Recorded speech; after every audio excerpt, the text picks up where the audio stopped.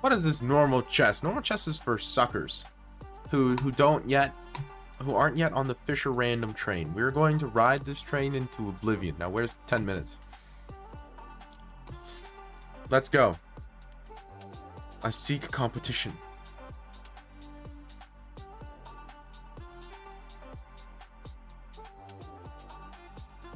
Okay. Okay, the time is now. Whoa, okay. This looks actually...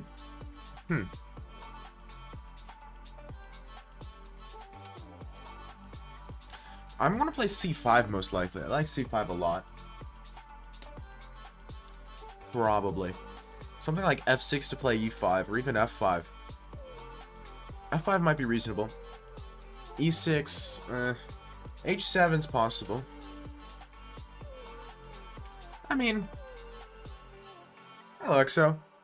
We're playing Fisher Random, because Fisher Random happens on Saturdays. Saturdays is Fisher Random days. Or at least it's supposed to be. It's evidently, even today, also an hour late day, but we're not going to talk about that. This is different. It's fine. Just don't think about it too much. EXO? Yeah, I remember the name EXO Carry. Now, how many details about it I remember is less true, but I do remember the name EXO Carry.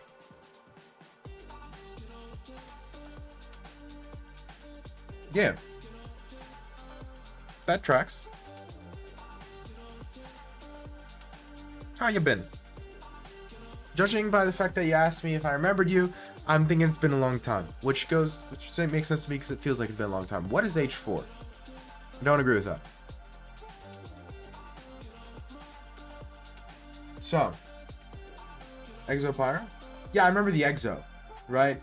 Because I called you EXO. At least I remember I called you EXO. So didn't you have like a billion alts? I remember someone who had Pyro in their name had a billion alts. Was that you or was that a different Pyro? It's been alright? Yeah, Sam.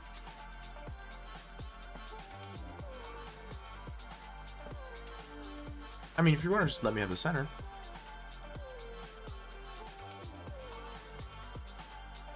Full-on pawn sack. Okay. This just got violent. Ooh.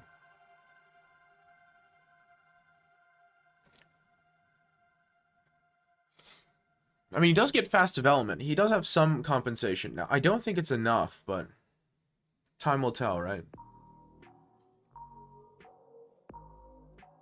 Time will tell. Have you played much Fisher Random? Because I have not.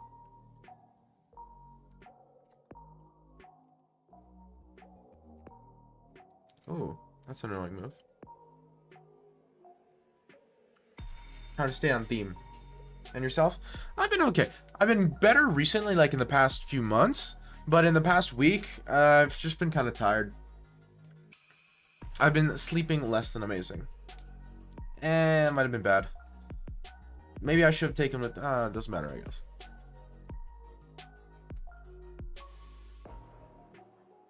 Yeah, I just realized this guy's a 400. That might be the reason he's playing a little fast and loose with the material.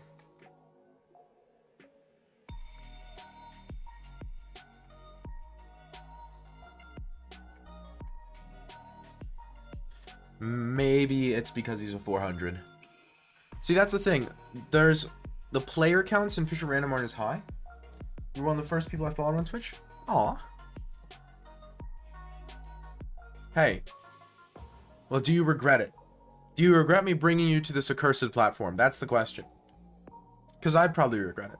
Actually, that's not true. I don't regret it. Gotham was like the first person I followed because I made a Twitch account to follow Gotham. So, and I don't regret that yet.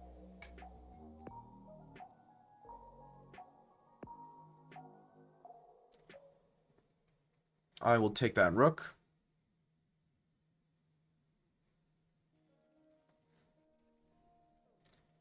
Twitch has been having fun, goodness gracious, over the past few months. Wow, just like what a platform, man. What a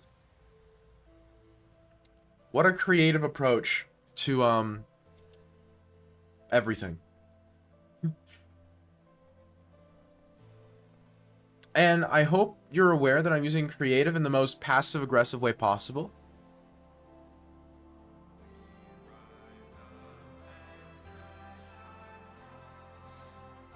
You know, when you don't have something, you've been getting old. I like playing my insecurities. Thank a whole lot for that. Well, I mean, I'm 22. I don't know if 22 counts as old. How old does 22 count as?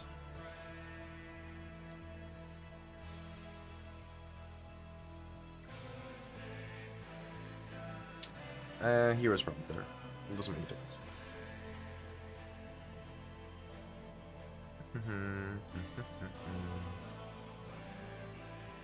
And you haven't been getting old. I bet you've aged more as a percentage than I have. So, like, I might be, what would that be? 5% older than last time, but you're probably more than 5% older.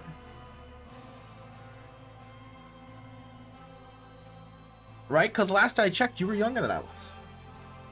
You were younger than I am. You were younger than I. That doesn't make. Told you I was tired.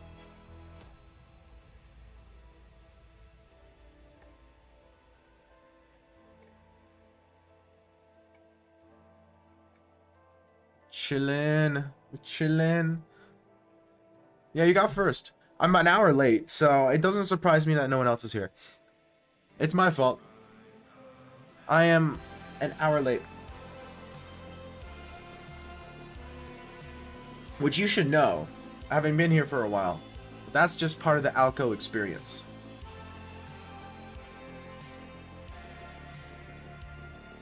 An hour late is nothing. Amateur hour. Accept draw. I can't accept the draw, man. I would, except I lose 200 elo. I can't, like, I mean, I can't. I'm sorry.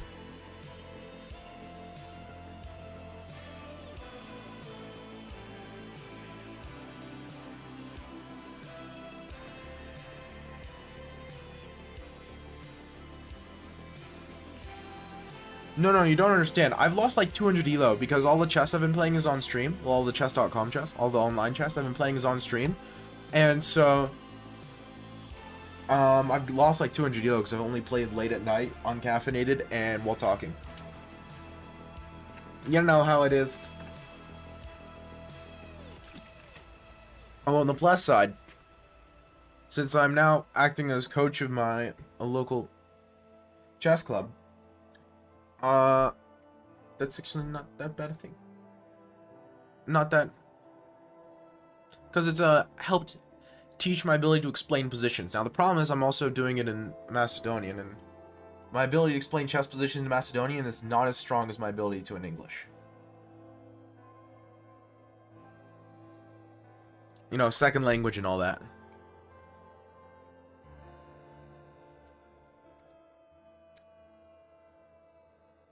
Now we're doing some Fischer Random because it's the future. This is a weird position. Wow.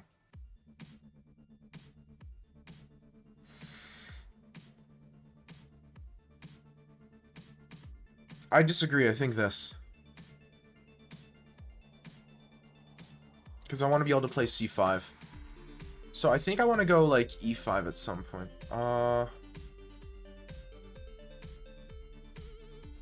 Yeah, not in love with this position.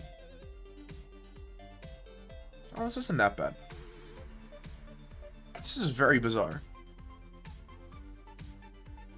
See, bringing the knights out is natural, but I don't really want to, since as soon as I bring the knights out, it commits that pawn to being behind the knight. And pawns don't want to be behind knights, they want to be in front of knights. So I'm uncomfortable with that as an option.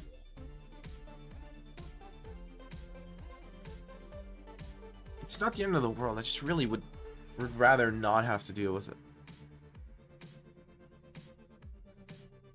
So I guess I'll develop this way. Here's the trippy part.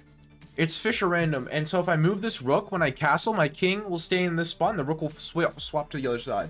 So to develop this rook, I can just castle after moving this rook, and it'll teleport the rook to the other side of the king, which is really weird.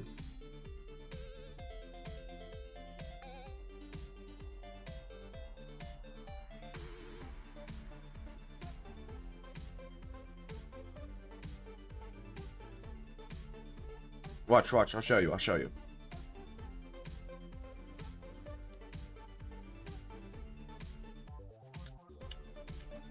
Pure, do I need to forbid you from using the redeemer word? I thought we were over this.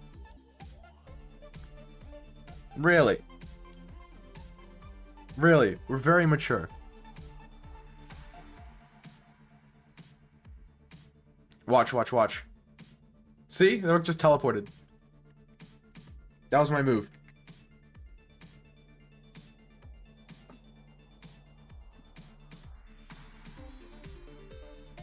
What is that emote combo? Is that a high five?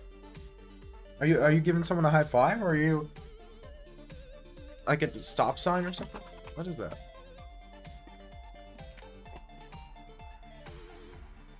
Hello, hello Atlantic. This knight needs to do something.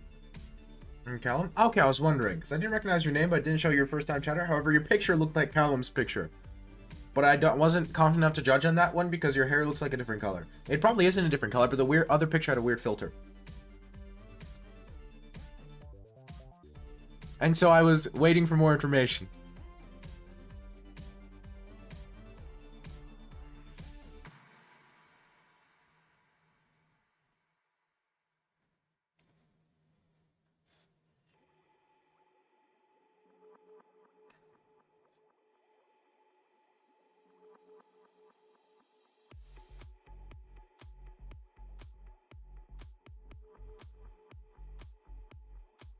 What does that mean? I don't trust this.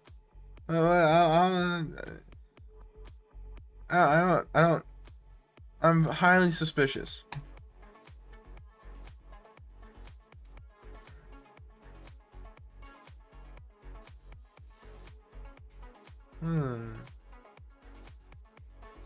Oh, no, I can say that.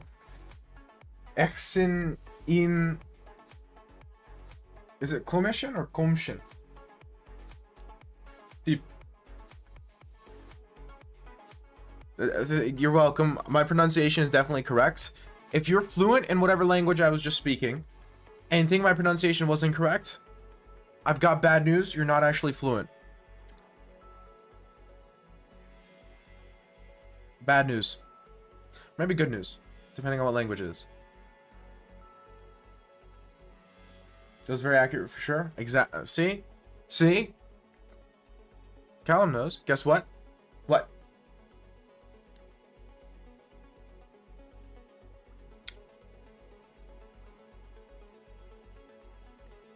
Intuitively, I like this for me. Did my first tournament today. How'd it go? A championship. Ooh, that's a dramatic first tournament. A little drama is good for the soul, though. Oh, I'm playing way too slow. I forgot this is 3-0, not 10-0.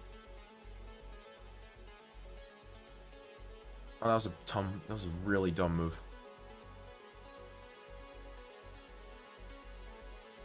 It's fine.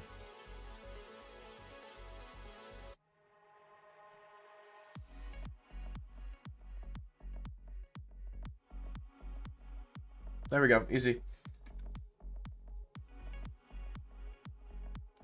5 loss, 2 wins, had 2 more games to start having issues breathing. Was it related to like stress, or was it just a random health issue? Like, you know, I don't know. Whatever causes breathing issues. Breathing issues. The blob as esu in sympathischen Typ. The captions hate you. Boom. Look at this. Look at this. Easy. Think could have been a panic attack. I don't know that. Okay. That's fair. Chess is known to be extremely stressful. Hello, Suspended. So, like, that's not unprecedented. That's quite good. Uh-huh. I very much doubt it's good. I'm well aware of my very American sound.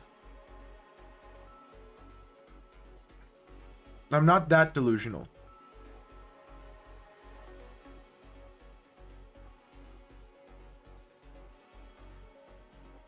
We're chilling. Super disappointed I couldn't finish though. That's okay next time. It's not the only tournament you're ever going to play. Probably. It stinks. But the stress management is, at least just for me, it's always been one of the hardest, if not the hardest parts about playing at tournaments. It's really rough. What's up? Nothing. Just, Fisher Random. Because it's Fisher Random Day. Oh, yeah, I'm sure. I'm telling you. The stress management is, like, impossible. It's real tough. I don't blame you whatsoever. It's very much something I have experience with. Like, even today, I'm at the point where I very often perform significantly worse later in tournaments. Because I just get psyched out at the start.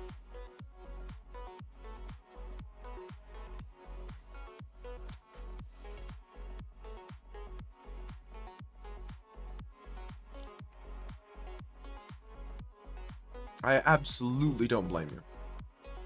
Sorry, I'm at hotel. Bad Wi-Fi. Data for the win.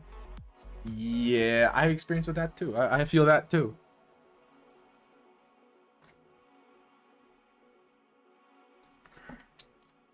So you know what I want to do?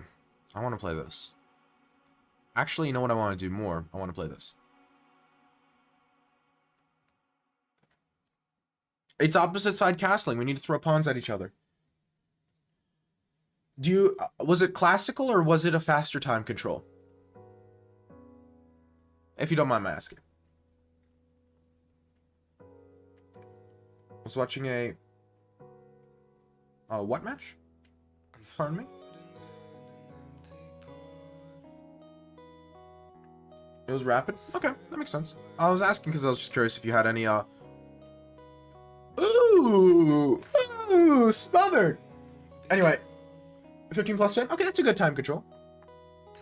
I was just curious if you had any of the games written down, because if it's classical, you would. Ah, gotcha. Football. Gotcha. I don't know the most about football, so I'm not going to know team names in general. Come on, guys. Fisher Random is so bizarre. I mean, this is even not a Fisher Random. I mean, this kind of looks like almost it could have been a normal position. The knights are really weirdly placed, but speaking of weirdly placed, what am I supposed to do here? This. G3 followed by F4. Maybe F4 first, even. It was also my first FIDE rated event, so too. Ooh, were the people you beat rated? You wouldn't into a random Indian team? Okay. It caught you for ethnic slur. Suspended. I don't think you meant it like that. Devastating. The first 5 games, I lost them. We had a break. Ah, yeah. No, it's hard. I'm telling you, that's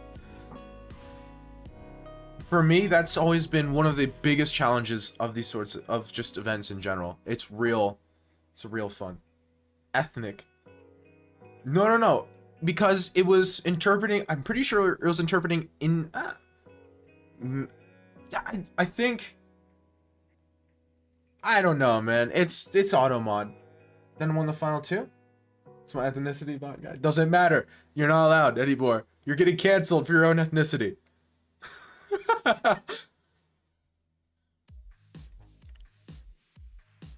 Boom.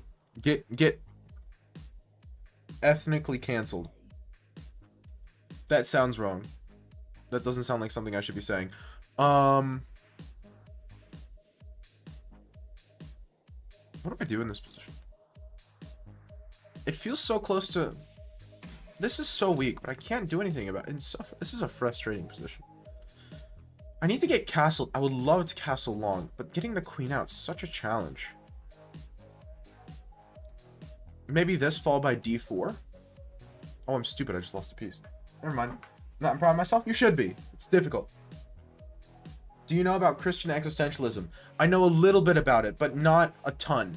I'm familiar with it on a conceptual level, but I have not done any deep reading on the topic. You're talking about like Kierkegaard, right? Because isn't existentialism originally from a Christian philosopher? I wouldn't call it a Christian ideology per se, but like, wasn't it the source? Yeah, that could be taken very out of context. It could.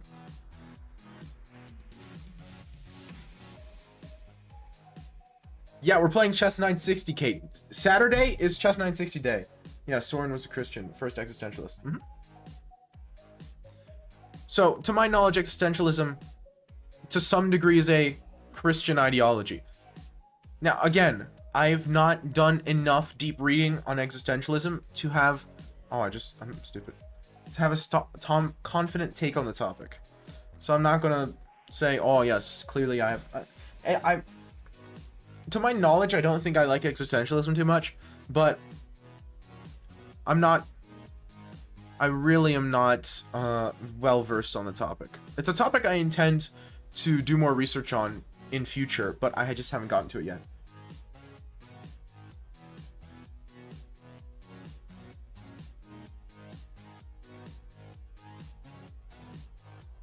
Makes sense to some degree. Again, I wouldn't say that's what I believe, but like, there are far worse things to believe. Oh, tell us the news, Kate. Tell us the news. I gotta know. I gotta know.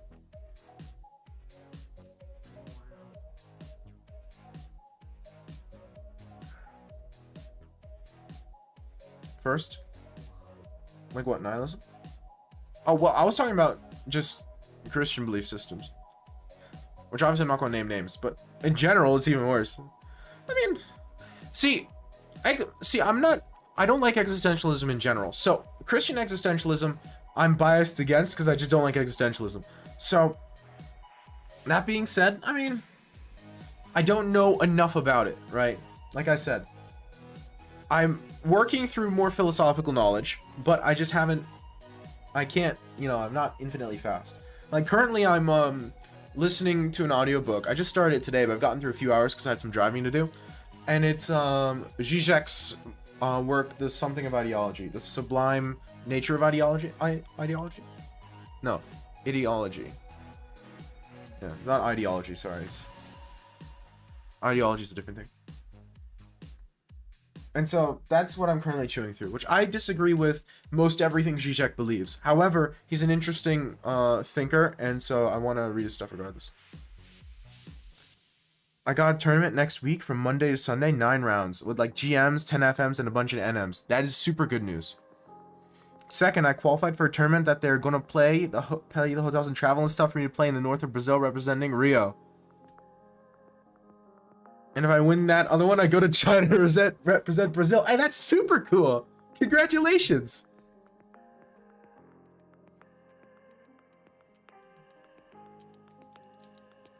Congratulations. Also, get doxxed. Now we know you're from Rio. Rio. No, captions hate it. Being a woman was... that's context. So yeah, get doxxed, but also huge news. Congratulations. What a instant fianchetto.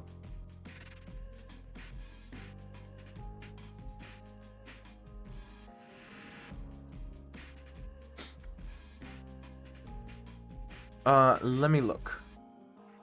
Let me pause my music. Do I know who?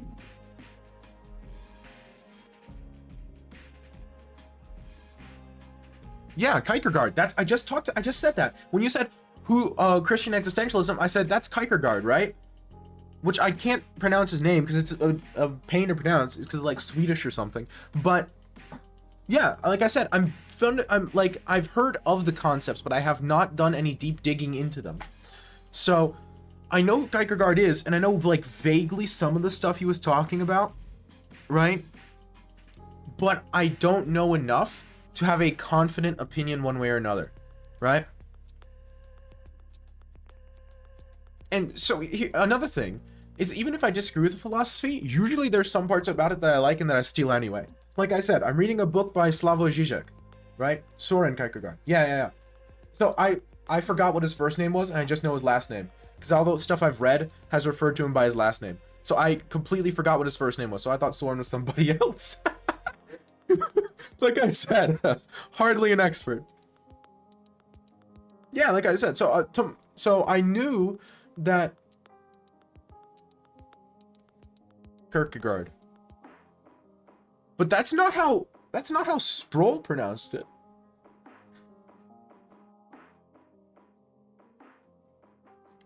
Also, hi. Aren't you supposed to be in like a plane or something? What happened to the airport? I thought that was the thing that was happening. Plane? Yeah, he's traveling. Soren was also villainous defeated by Captain Kirk. Was that a coincidence, or are the writers for... Okay, I was about to ask if the writers for Star Trek were nerds. Never mind, it's not a coincidence. I had to take a step back and listen to the question I was about to ask. Don't dox me. I didn't dox you. I would never.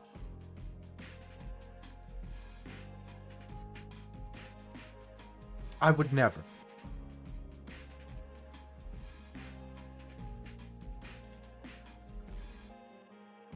Ridiculous. Rude.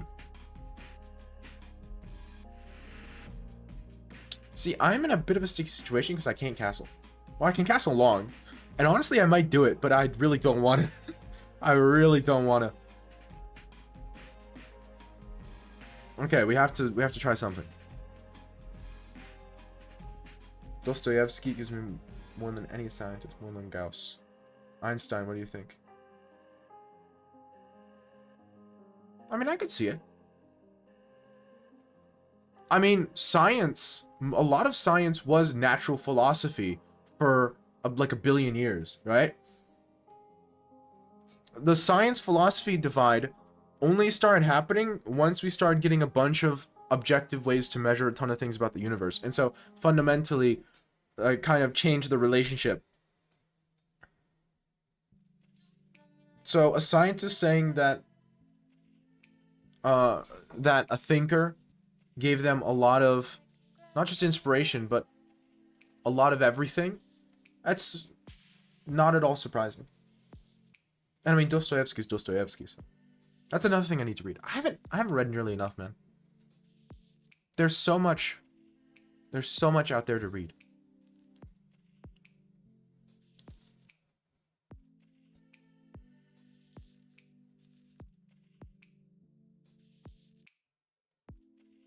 You know, read summaries? No, that's not the same. That's not the same. I don't want to read summaries. I've heard a lot of summaries, or a lot of just like, oh, this is basically what it was saying. But a lot of things, it doesn't convey the meaning the same way. That's not the same. And again, I'll get to this stuff. I'm working through it. I'm like chewing through my backlog of books, right? I'm making progress. It's just slow because there's so much to read. And I've got limited time.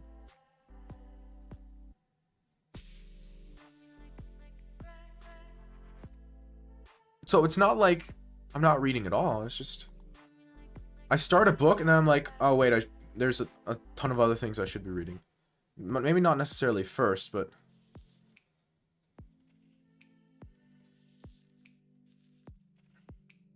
that might have been a really bad move. No, maybe not.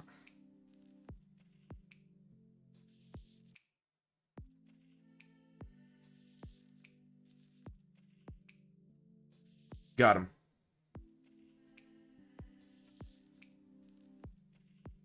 It really does.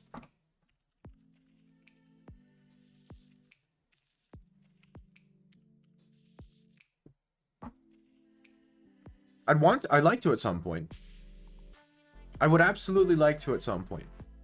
I can't promise I will or say when I will, but I really would like to at some point. Because, like I said, I've read a lot of summaries and heard a lot of secondhand stuff about Nietzsche, and I don't like his philosophy from that. But that's not.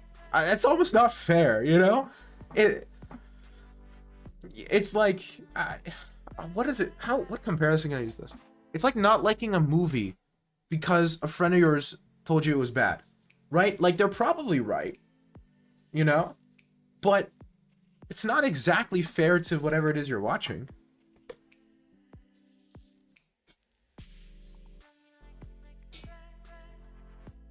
So I've heard a lot of stuff about Nietzsche that makes me think I really disagree with a lot of his philosophy. But like, I can't know that until I've read some of it at least. I don't need to go through his entire bibliography. I just need, you know, something. Whoops.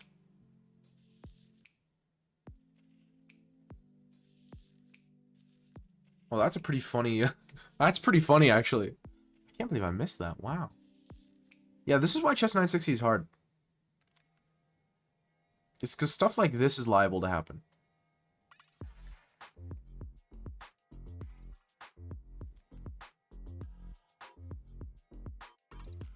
Okay, what's the best way to deal with this and make it look like I have compensation? See, there aren't any super immediately apparent pawn weaknesses.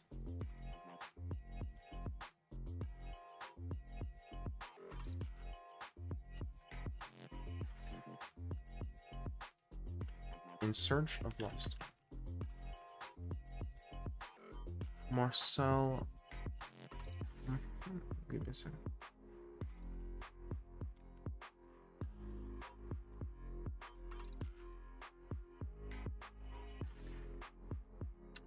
I don't recognize the name off the top of my head, but I wouldn't be against it.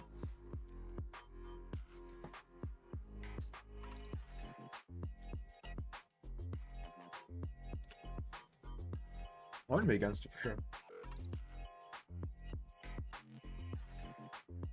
Again, there's just so many books I want to read. Because there's so much not... Like, I very fundamentally like understanding how things work. I want to understand it. And so, because the universe has a lot of things, it means that I really do want to read everything.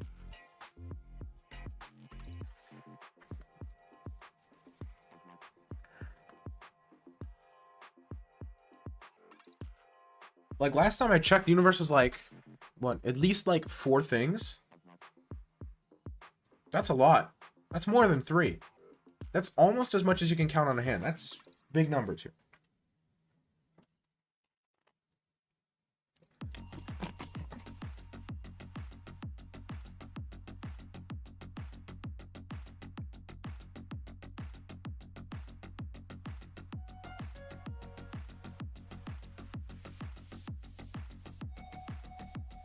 Doing a little dance to make this a softer pin. Still a pin, but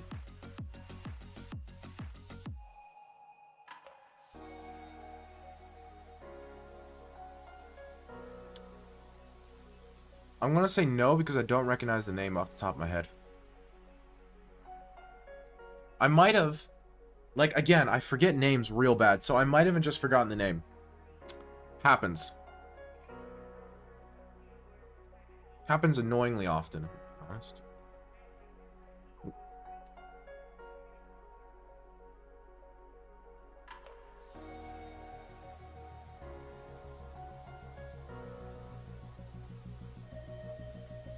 Hello, I'm new. Hi, new. I'm Alchemedium Blobfish. Okay. That's never funny. So we're playing Chess 960. How much experience do you have for Chess 960? On a scale from what is Chess 960 to I am literally Wesley So, how much experience do we have with Chess 960?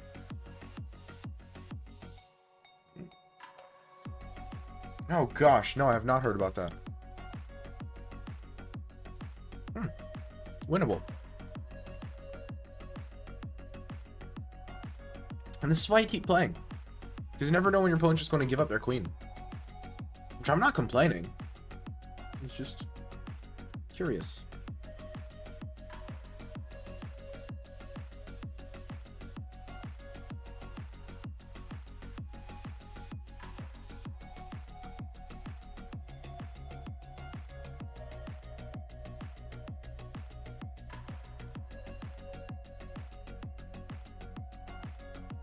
Okay, so that tells me that he was pretty clearly not fully right in the head. It's not sad in that case. You want to play against me? Sure, I think there's one person in line in front of you, so once I'm done with this game, I have one other person that I told I would play, and then I could play you afterwards. Oh wait, why is Q position 7? Yeah, no, the position number's all messed up. I wonder why. Let me look at this count. Aha! No, I see the problem here. I see the problem here. No. You, get out. Oh, I lost on time. Oh, well, you know. Okay, I fixed it. Okay, Kate, it's your turn. We're playing Fisher Random. This is Fisher Random Day. Or I'll still analyze your normal chess games if you want. If you have, like, a classical game you want to show, I'll analyze that anyway. If you don't want to play Fisher Random, that's fine. That's super sad, Ronnie. Hello, local. Send me a challenge. Uh-huh. I see. Interesting.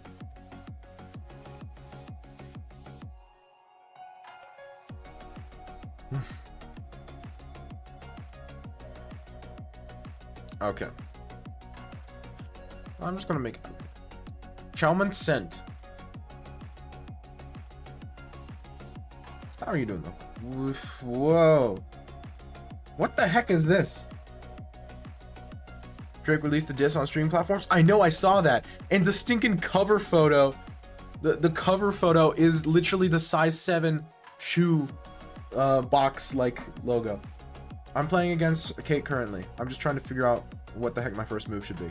Because this position is real weird. These knights are terrible.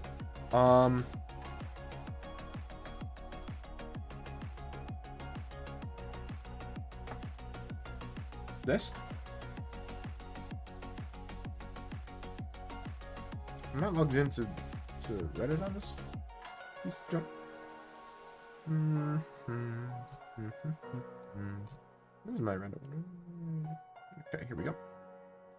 Oh, come on. I don't have the password for this right now. Okay, I'll have to look at it later because Reddit's not letting me in. And my password's somewhere else.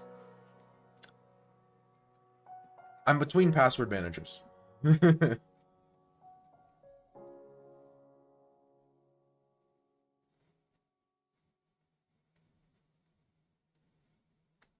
Why didn't I think of that?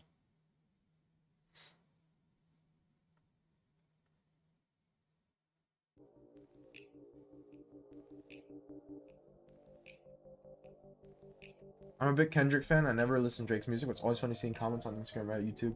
Personally, extremely biased. Yeah. No. Because that's the thing. I don't like Drake's music either, but it went hard. Like, I am shocked by how hard it went. I'm legitimately quite impressed.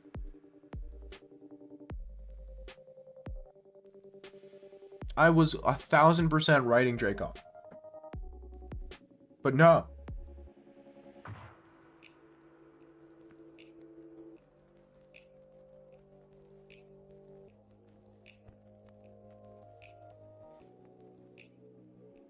It was pretty cool. Pretty impressive showing. Is it 960? I'm so bad in this mode. Yes, on Saturdays we're doing 960. At least that's been the plan recently. Because, you know, I've been saying for a while that I think it's the future of chess, but it's one of those things, right, where at some point I have to put my money where my mouth is. If I'm going to be saying it's the future of chess, I need to actually, like, act like it, you know?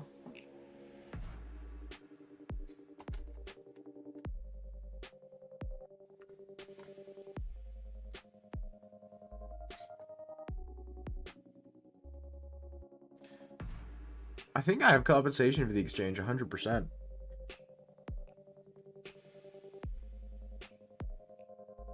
Because, I mean, I'm not sure if he has time to move his bishop out. He can try, and that'd be pretty bold. Maybe he can go bishop c4? Or she. Rather. Let's make sure we do everything with check, because there's no reason not to. Mouse slip? Oh, the rook move? I don't think it's terrible. I wouldn't play it, but...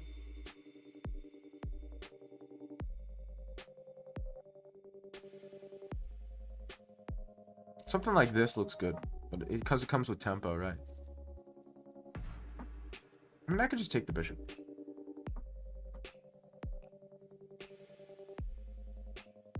Every line in that stinking diss is a double meaning line. That's what makes it good. That's why I enjoyed it. I actually thought it was kind of mid. I thought I was like, okay, it's decent on my first listen. Because I didn't get a lot of what I was saying. Because honestly, like I said, I wrote Drake off. I didn't think he was going to be that clever. Again, I was really very biased. Did not at all expect him to be as subtle as he was. Because, you know, it's easy to forget.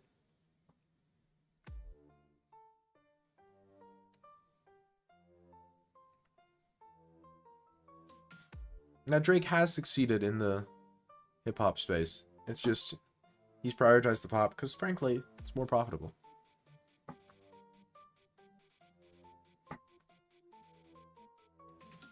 Yeah. Because that's the whole thing. Because Top was the guy who owned the label that Kendrick used to work for. Or Kendrick used to be signed with. And so he's saying, you were getting absolutely destroyed by the 50 splits.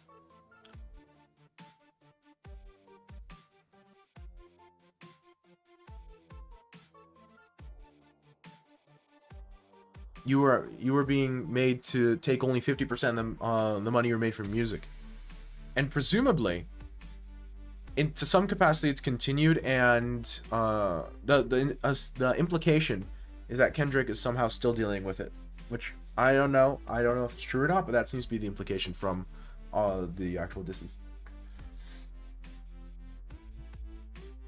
Yeah, drop music and give him 50% of the music. Yeah.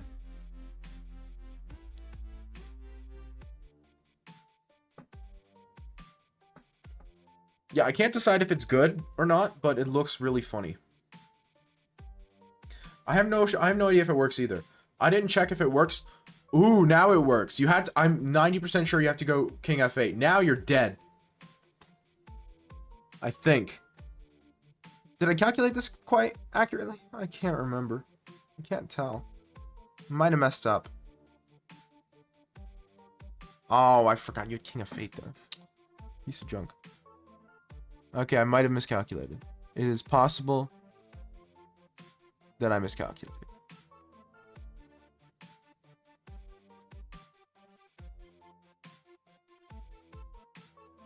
So this is why I don't play chess this late. Or why I shouldn't play chess this late. I do, evidently, because I am right now. Well, yeah, but the line Top said drop and give me 50 likes and push-ups is right after he was talking about getting a track for Maroon 5 and for Taylor Swift. And so it's even like worse. It's even more in the context of, yeah, so you're being made to kind of make these, how do I put it, like sellout-ish sort of things. And then because your manager wants money.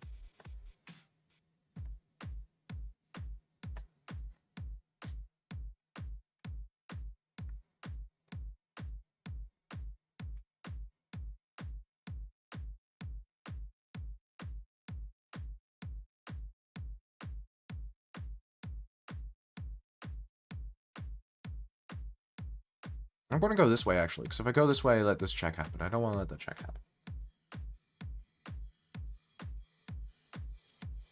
happen. So I don't listen to a ton of Kendrick's music, but from the music I do listen to, it does seem out of character. It seems a little weird. Not gonna lie.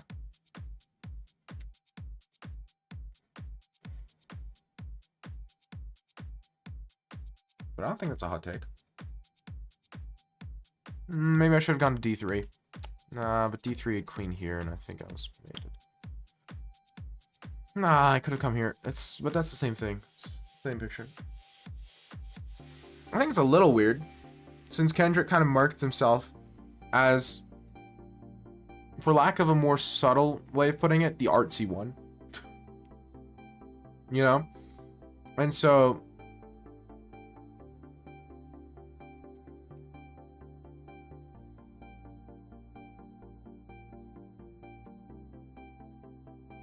Hello, Beats. We're just losing at some Chess 960 games. How are you?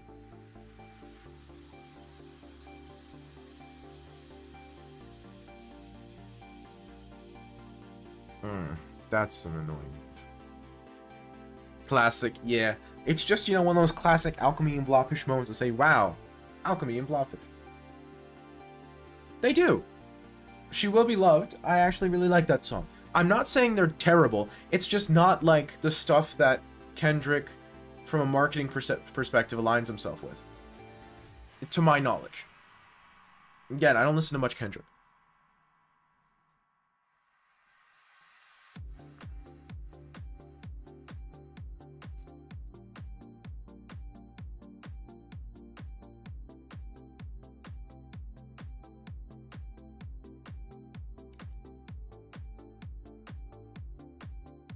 I'm not saying they're terrible.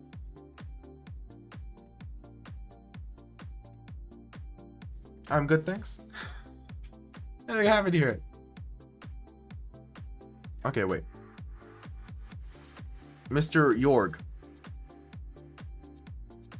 I'm assuming it's pronounced Yorg. Yorgelio. Oh no, it's Yorgelio, right? It's your turn. So what's your chess.com name? Finally found mate? Yeah, it took you a while. Maroon 5, I mean, like, I'm not saying they're terrible. And Taylor Swift, I don't hate Taylor Swift. I like a few Taylor Swift songs as well. Taylor Swift songs as well. I'm not a Swiftie, but like, oh.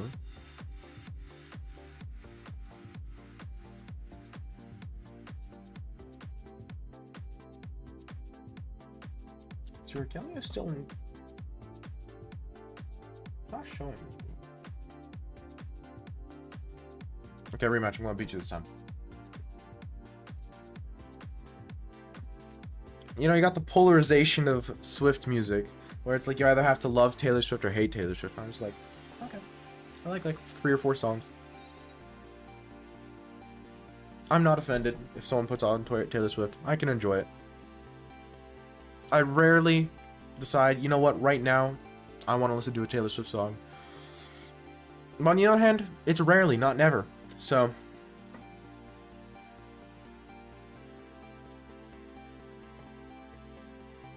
I can't exactly, you know. What time control do people normally play 10-0 at? I'm struggling to find matches.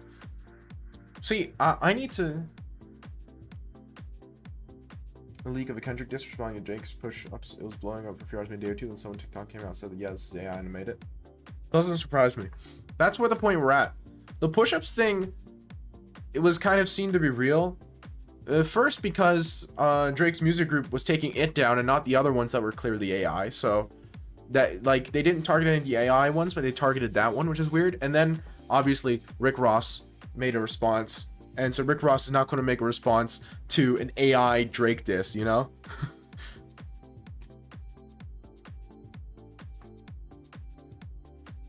But I've told you about my 50-year blip theory, right? I'm not even sure calling it theory is even fair anymore. It's confirmed.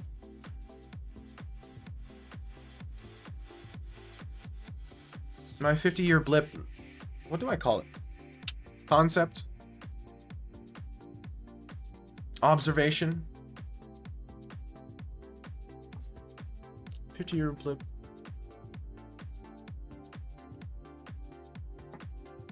Oh. So the 50-year blip I'm actually currently thinking about generalizing it more, but as it pertains to this topic, the 50-year blip is basically saying that we had the good pleasure of being alive for the only 50 years in human history where communication across the world was trustworthy and information from across the world was trustworthy. And so now, until the next basically industrial revolution, until the next like huge step up, digital information is going to be fundamentally untrustworthy, and it's going to be a complete paradigm shift into the way we think about interacting with technology. Yes, the reason I say this, I should probably have led with that. The reason I say this, oh yeah, I love that game. I love the wiki game. Anyway, the reason I say this, local, is because AI is the reason that's the case. AI is at this point already getting to the point where it's difficult to distinguish AI from reality. You can. Discerning viewers absolutely can, and many do, but it's difficult. It's no longer, oh, that's obviously AI. Now there are arguments about it. And very soon, and by soon I mean max of 2 years, it's going to be impossible. It's going to be impossible to tell what is real and what isn't. And that's the paradigm shift. Is because then you'll be at the point where, how are you supposed to interact with the internet the way we have for the entirety of our lives? Like fundamentally, how do you do that? If you Google anything and you will always get a result of a picture of it happening, how can you ever be sure if anything happened? How do you know? If you are someone who was born today, I'm dumb. Thank you, Thunder. I appreciate that. You could have just told me to say I'm dumb. I would have said it because it's true. Anyway, like if you're someone born today and 20 years from now, you want to think and look back and say, oh, I wonder what songs the Beatles put out. And you look back and try to find what songs the Beatles put out, you're going to be seeing results that are largely AI, and you won't know what's AI and what isn't unless like somebody you know tells you what's AI and what isn't. In that example, I would know vaguely what Beatles songs exist and what don't. So if that person asked me, they would have to trust me to tell them the truth and know what Beatles songs were released. Because it will be so impossibly easy to fake a Beatles song. And when the video for it as well, video footage of interviews talking about it, right? Because the AI creativity thing is not what I'm worried about. You don't need to be creative to do that in any meaningful sense. You just need to like copy what already existed. Mix it up a little bit. That's my point. So again, discerning viewers currently can tell the difference, but that's not going to be the case for very long. And so, moving forward, it will be fundamentally impossible to know immediately if something's AI or not. You either have to have a source you trust, but if you have a source you trust, how do you know that they're not AI either? Like a stupid question. If you're chatting with someone on Discord, how do you know if they're not AI?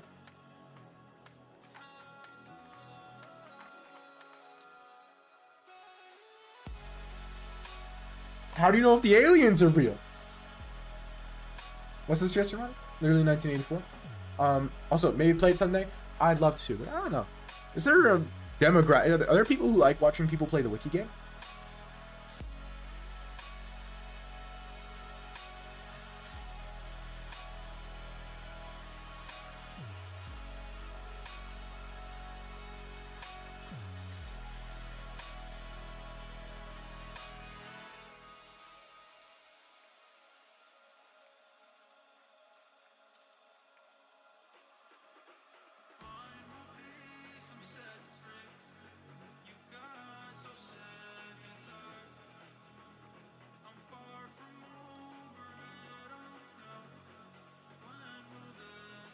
See what I mean?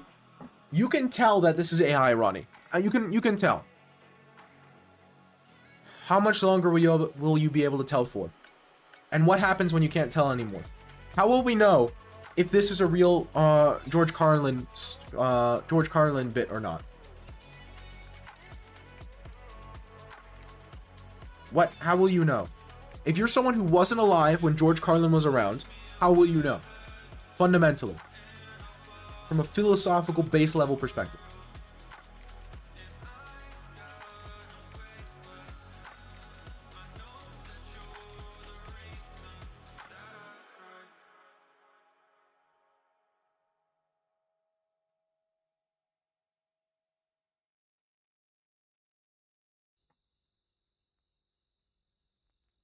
So basically my pitch here is that we're exiting the information age and we're entering the misinformation age.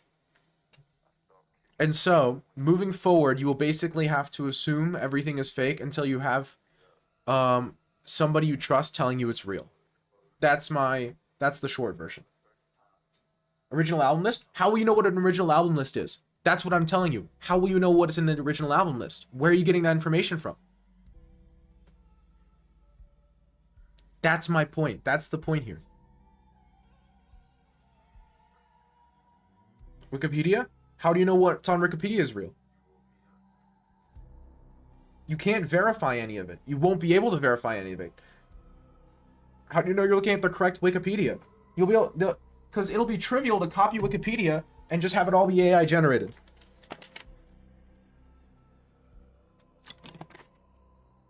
And have proof.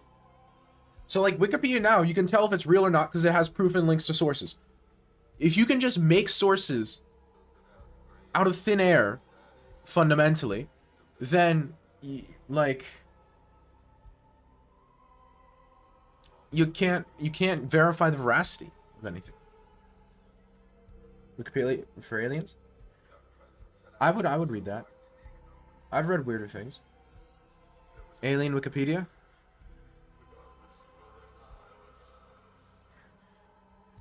Have they figured out the moderation problem, or are they struggling the same way we are?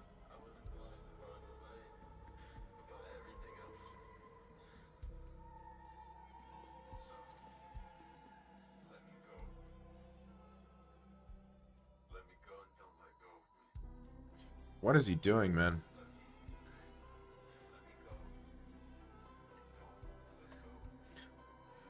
I had 30 seconds. He could have made that way harder. Because think about it. If I go to Wikipedia right now, right? Let's say Beatles discography Wikipedia. And I look here. Okay, the Beatles discography. How do I know if this is real? Well, I follow a link. And I can listen to it on YouTube. I can stream it, whatever. You know? However, what happens when you have Wikipedia.com instead of Wikipedia.org? Or Wikipedia, but the I is actually a capital L or is a lowercase l or something. And it's the exact same thing, but they add one song to the bottom here.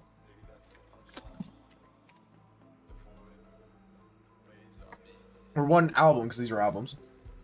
One album to the bottom here, and generate all the songs for it. Generate interviews talking about it. Generate videos of them performing it.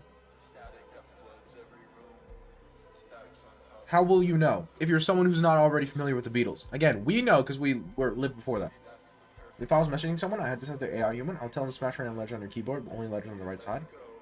Yeah, but that's what I'm saying. For now, we're fine. But in 2 years, we won't be fine. For now, it isn't a problem.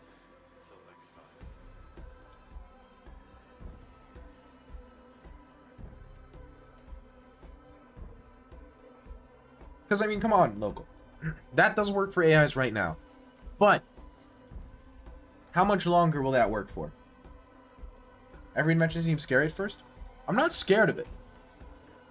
I'm saying that it fundamentally changes our relationship to technology. It's not a fear thing.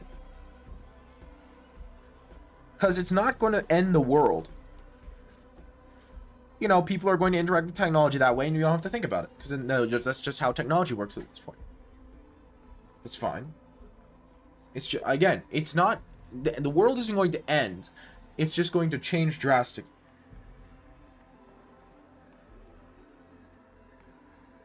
Which, I mean, that's what happens.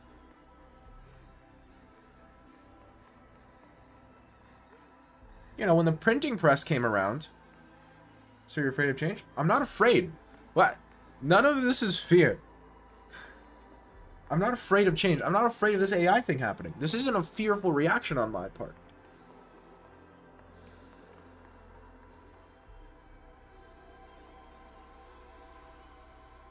It's not fear. Because it's just going to be different. Don't just end all human life in the world, not the entire world, so it's chill. Ah, you know what? That's true. As someone who lives in the world but tries to stay out of the entire world, I agree.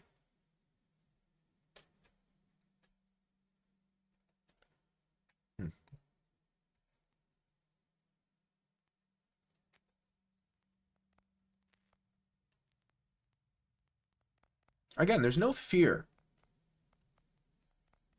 Because, you know, people get used to it. Like I was saying, it's a very dumb metaphor. But when the printing press came around, before the printing press, you had, like, monks who would handwrite all these books, right? And so, if you had a book, you knew for certain that somebody spent a month, at least, you know, copying this all down by hand and like knows every word of it, so you're 100% sure somebody thinks it's true. Yeah, like it's not worth it to spread misinformation pre-printing press via books. It doesn't make any sense. However, when the printing press came around, when the printing press came around, suddenly you could just write whatever the heck you wanted and put it everywhere.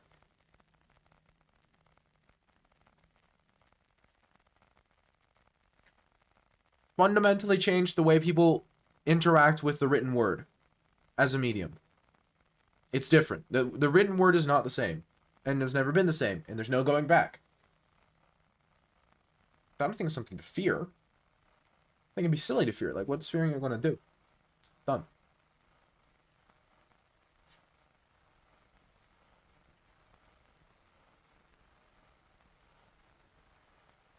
I don't like the queen being on this diagonal, and plus this is soft, so.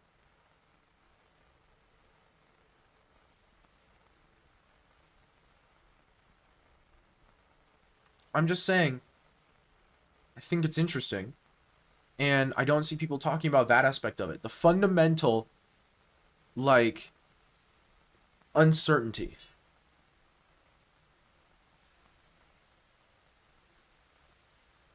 Like, I see people talking about how AI is going to make it difficult to know if something's AI generated or not. And that's kind of what I mean, but I don't think people are emphasizing the point enough.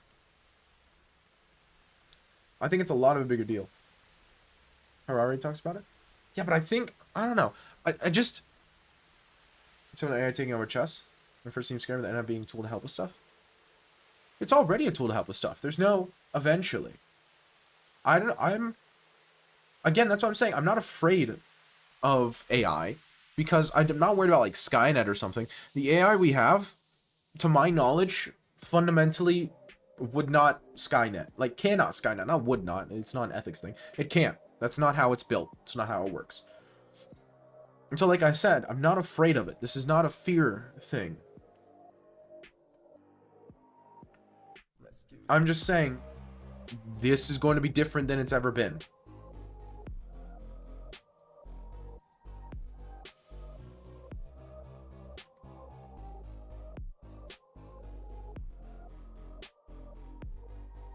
Yeah, I believe that somebody talks about it.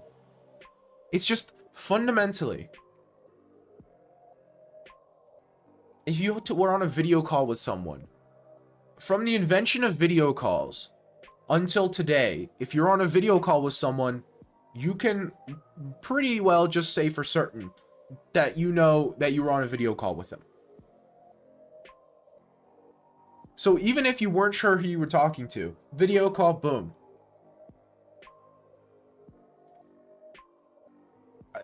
All of the mechanisms we used to filter misinformation out from the web are no longer going to exist, are no longer going to be possible, are going to be circumventable with such brain dead ease that they become completely useless.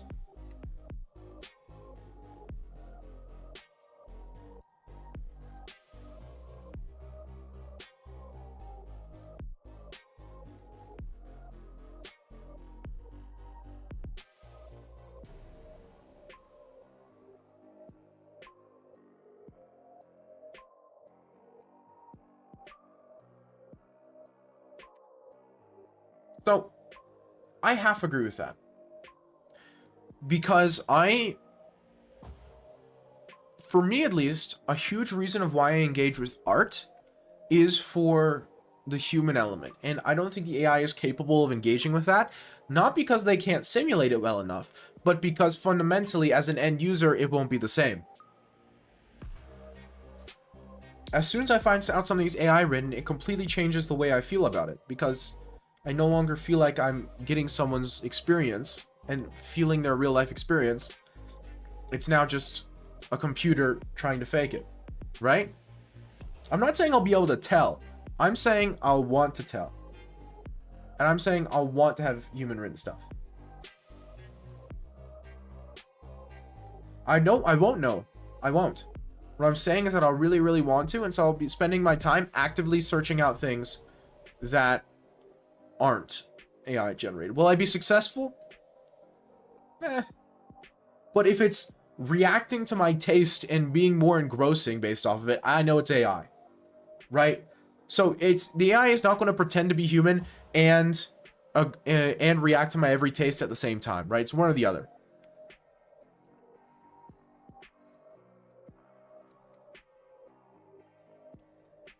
So that's what I'm saying, is I don't think that sort of thing is going to catch on as quick, because I think a lot of people are like me in the sense that they want human art.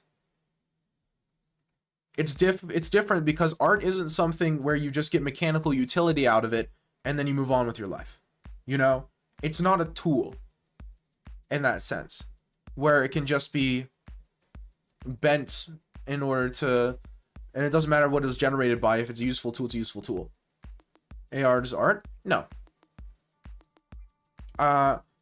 My definition of art relies pretty heavily on the human elements and human experience being part of the definition. And so by definition, I wouldn't call AI art. I'm not saying that's the only valid perspective. That's just my perspective. That's my opinion. It's how I choose to define art.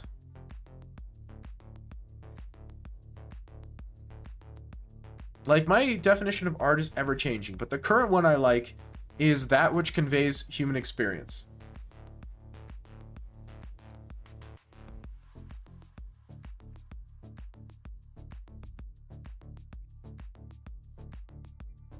Draw? Maybe, but Black's gonna suffer.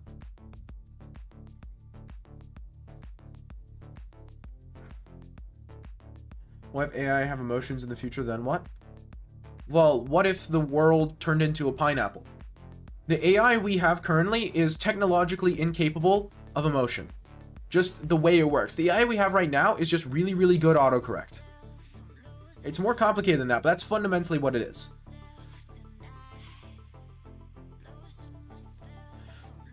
So, like, the question of what if it has emotion is a question that's so far removed from reality that I don't think asking it's necessarily important at this point for the art discussion. Again, the AI we have is not remotely close to emotion yet. Again, if you look at the actual technology of what it's doing, the AI we have is just predicting what the next word that comes up in a sentence is going to be. There's no consciousness, there's no knowledge, there's no there's no understanding. It's just word prediction. It's very, very good word prediction, and that's very useful for a lot of things. And the video is the same. It's frame prediction. You predict the next frame, right? Same with the music. You predict the next sound wave, right? All of it super useful, interesting, cool stuff. But that's all it is. It's predicting the next thing based off of previous samples. Unless you think current AI have emotion, that model is not capable. Like, that model can't generate more emotion than it has right now. So if you think current AI is sentient and has emotion, then okay. But assuming that we agree that current AI doesn't have emotion, there's no, unless you think your phone's autocorrect has emotion, there's our current model of AI is not capable of generating emotion. So, like, again, when we get even remotely close to AI having emotion, but what if? I mean, well, that would require, that's another paradigm shift. That's another industrial revolution. That's completely different. Because the applications with that would be completely different as well. There's a whole different ethical system you have to come up with. You have stuff like the stop button problem. You have the alignment problem. All these sorts of things. Like, AI art is the least of our concerns if we have something sentient.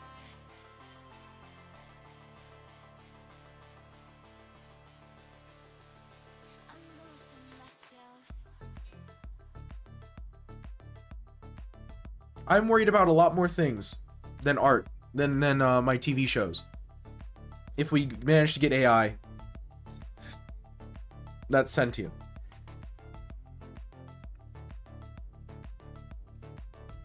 Will we become God? No.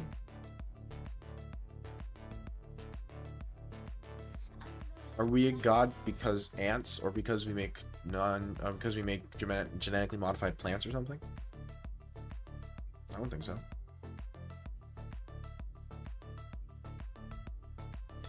I am of the opinion that sentient AI is impossible. Now, maybe I'll be proven wrong. Like, philosophically, fundamentally, theoretically impossible. Now, that has the potential to make milk look like wine in the way it ages. But that is my stance on the topic. I really don't think. I'm not saying that AI can't be dangerous. I'm saying I don't think that it's going to be sentient. I'm not worried about Skynet. The alignment problem is a problem even without it. The internet wasn't possible 6 years ago. Yeah. I wouldn't say it's the same kind of impossible. Again, that could age terribly. I don't know. Predicting the future is historically a very bad idea.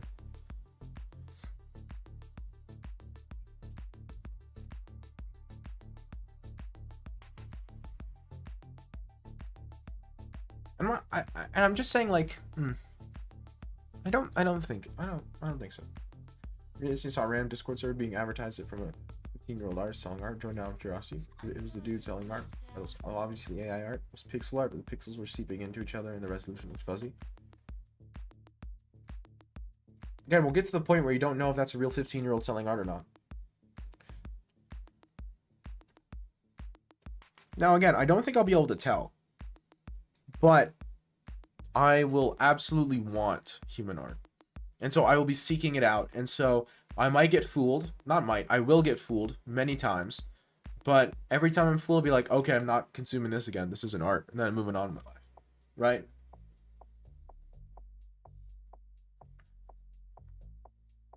Is that a smidge Sisyphusian? Probably. But it's the same thing for people who want, like, what is it? Want, like, handmade, I don't know, shirts or something.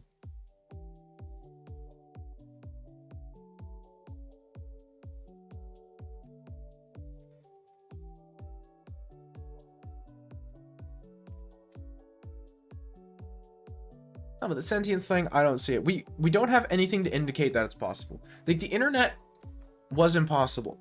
However, we already had Telegram, and like, while the internet is obviously way stronger than that, you could see how we got to the internet from Telegram. Now it's entirely true that that's probably benefited hugely by hindsight. But my point is, I feel like AI being sentient is almost like a different tier of impossible. It's like there's levels to impossible, and that's a really high level impossible. At least I think it is.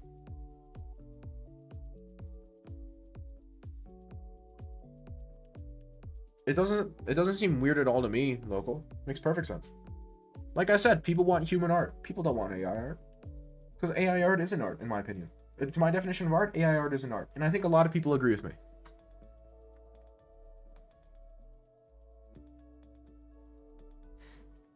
And so by advertising your art as AI art, you are just like removing an entire potential demographic.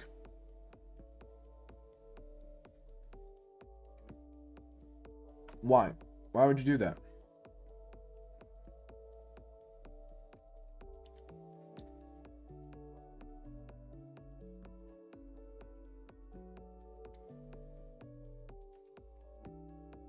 Because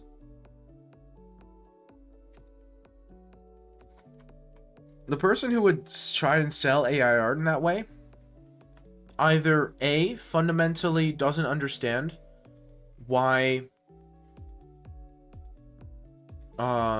the ups and the strengths and weaknesses of AI art, and so thinks it's just free money because people pay for art normally, and so they'll pay for this as well because this is the same thing. Or it's someone trying to make a course about how to make passive income, and so it's like the people who do drop shipping, right?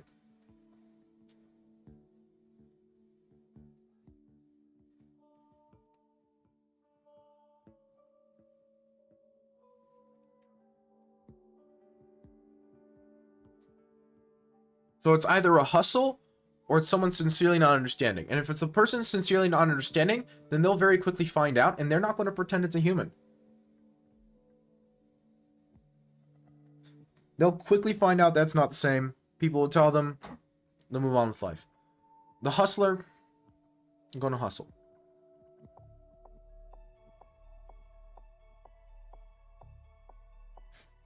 Heck, maybe that guy even heard it from a course on whatever website, like some TikTok thing. Like a TikTok influencer said, oh, free money. You make an artist profile.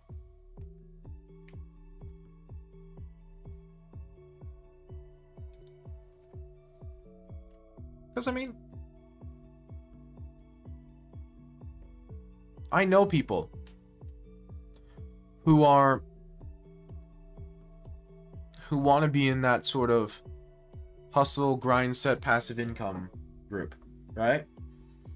And it's interesting because he's a great person. I like him a lot, but the way he thinks about things like YouTube, it's crazy. It's fascinating to me.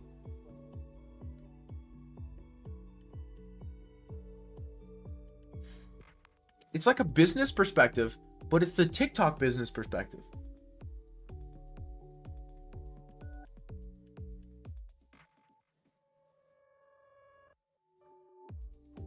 Right? It's like, it's a TikTok business perspective where you don't really think about why you're doing anything that you're doing. You just say, okay, this is step 1, this is step 2, this is step 3. And then at the end of it, I'm going to end up making money.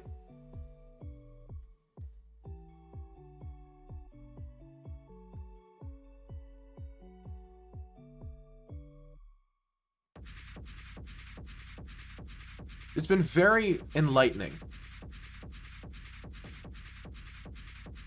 It's been very enlightening.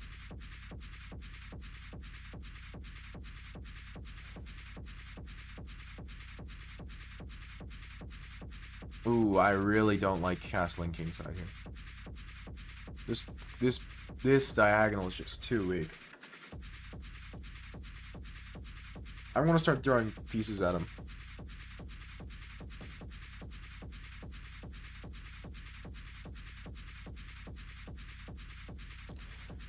I don't know. Like, I'm not going to use the exact example of the grind set hustle that he was doing, but I'll talk about the one that Folding Ideas did, the book one, right? Where, you know, you make an AI generated book about some topic that's currently popular, you pay someone to narrate it, and then you put it on Audible. It's not possible anymore because Audible's updated their terms of service and they're stricter on what can be on the platform. So it's been removed. But for some period of time, it was a thing you could do, right? Should become human world anytime soon? I don't think so, because that has AI with emotion. Anyway, so that's like a hustle that you could do for a while. That was like a thing that existed. Where was I going with this? So like, the people who actually buy the courses and try and implement those sorts of hustles,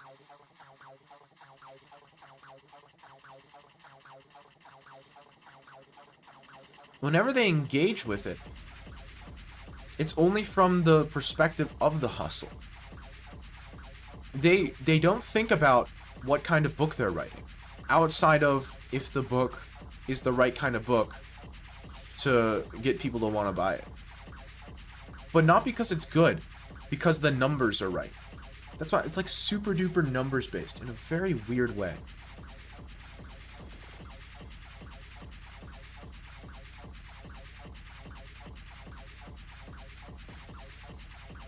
So the way that they think about what book they're going to write is, what do the numbers say? There's no, like, it doesn't even occur that it might be art and that book, but that's the thing. They don't just think about the hustle that way. They think about all book writing. So it's like they think about book writing in general as being that sort of thing. So if I know an author, they would ask, okay, you know an author, an author who's been successful selling books, can you ask them how they sold their books so that I can apply it to my hustle? And it's so interesting to me, because I would, like, it doesn't even occur to me how you would ask that question. Because to me, writing a book because you want to write a book and you want to sell a book that you wrote, and doing the Folding Ideas book writing hustle are so fundamentally different that someone who's an author wouldn't be able to help at all with a Folding Ideas hustle.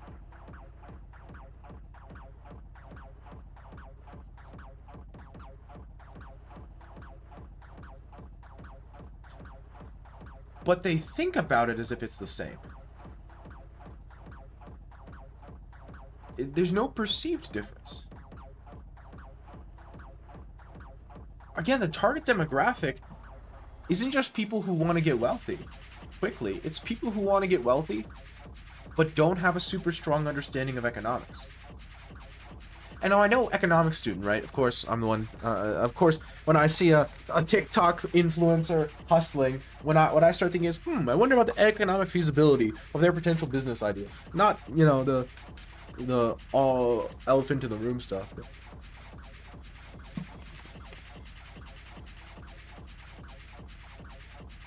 It's so interesting.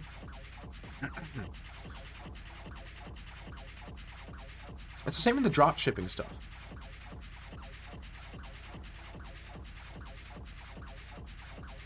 And they think of it like Cookie Clicker. That's the metaphor.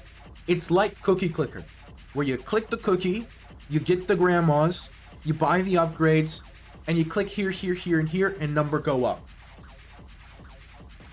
It's a mechanical process.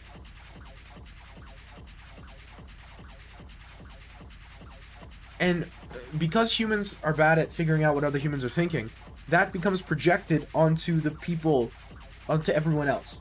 So they assume everyone else is doing the mechanical process.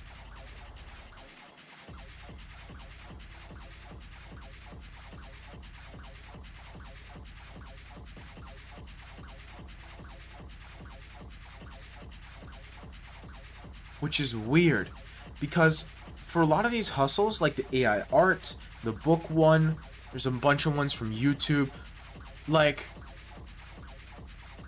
they're just, they're so different.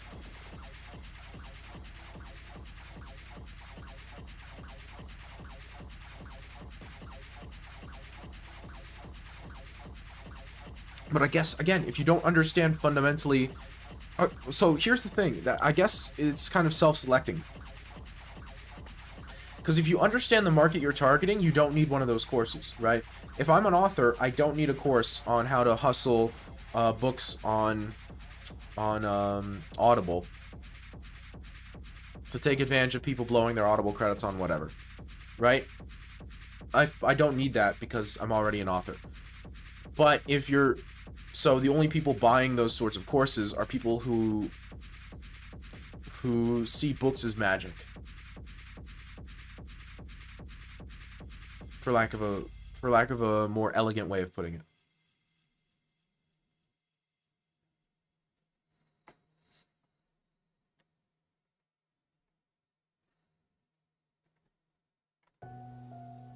So I guess it's self-selecting for people who think of books as magic.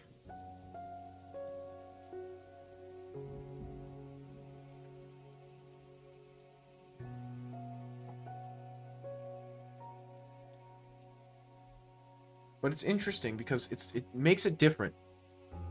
It makes it quite different when you see somebody doing the hustle. Because you don't get as angry. That's what I love about, well, being human, but I guess, but like, this sort of stuff in general, is I find that when you really dig into it, it gets really hard to be mad at these people. Like, obviously, what they're doing is, not great, and should not be encouraged. Like, I'm not absolving them of anything, but I'm just saying, oh, that was dumb of me. While... not incompetence, but while lack of understanding can be as dangerous and sometimes more dangerous than just your normal everyday malice, it's quite different from a human perspective. You'd rather have everyone think you smell like poop, but you're completely unaware and constantly smell like poop, then nobody else can smell. Oh, that's a... I don't know. Probably the second one. Because the second one, I'd eventually get used to it, right? But the first one... that would really wreck the social circle, you know? That would complicate things for my social life. And my social life doesn't need any more complicating. It's bad enough as is. I don't need more help making my social life more complicated.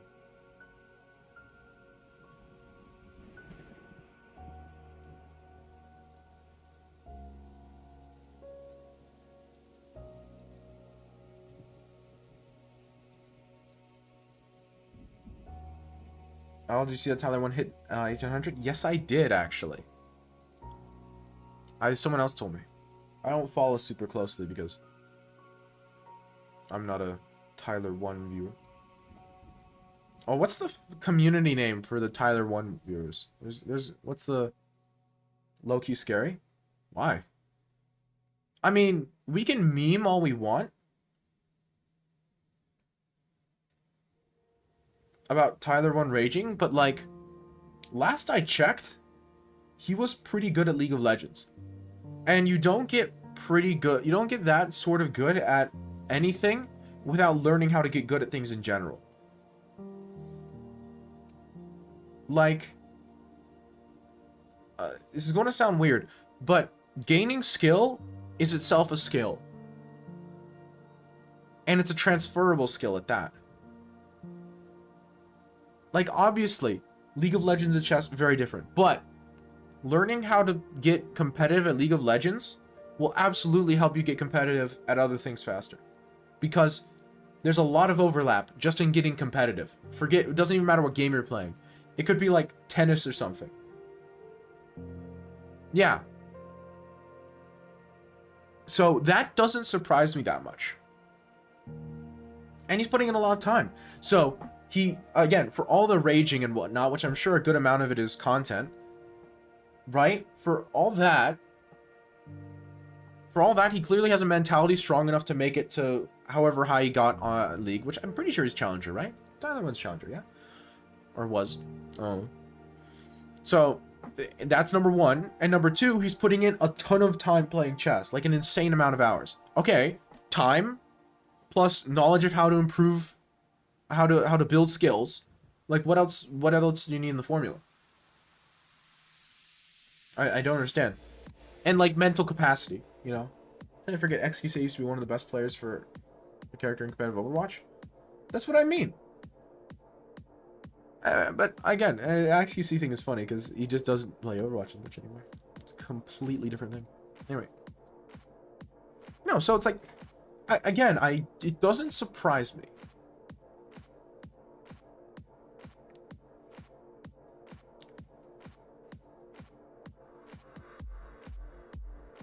With the amount of time he's putting in, like... Again, I've never watched much Tyler 1, so I don't really have a strong opinion on him one way or another.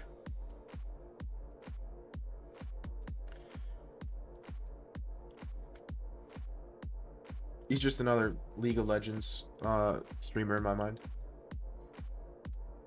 Which, I mean, I don't like League of Legends as a game, but I don't blame him for that. I mean, that's that'd be kind of silly. I don't like League of Legends. You play League of Legends, therefore I don't like you. Has a nice flow to it, that argument.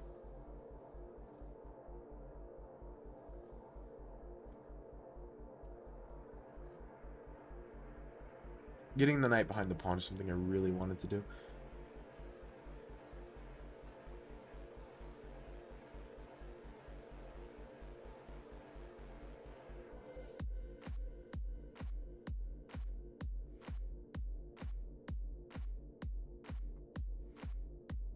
Playing a little bit provocatively, but what else is new, right?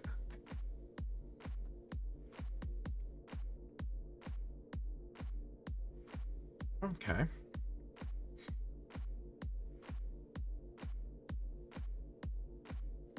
Funny story, I'm kind of threatening queen takes f3. Not really, but like kind of. Like if you squint. Or maybe I could have played like, nah, I couldn't have. Maybe I had knight takes d4 knight last move. That might have been better. Yeah, I should have played it. Okay, wait, now I'm threatening queen takes f3. Am I? Am I missing something?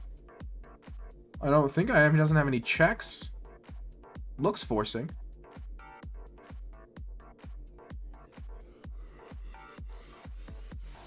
Am I missing something? Or am I cooking?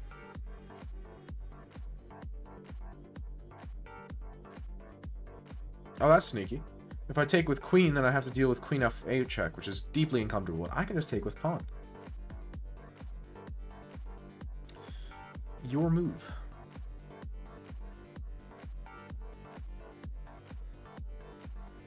I have no reason to remove the pressure. Matching Gukesh winning the candidates? That'd be sick, honestly. I'd be okay with that. Oh. This is what I get. Gave away my entire advantage. It's a piece of junk.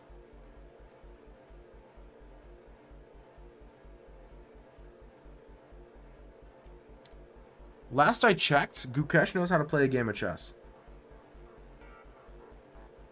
Move up now like a pawn. Okay, step one, let's not get checkmated. Who do you want to win the candidates?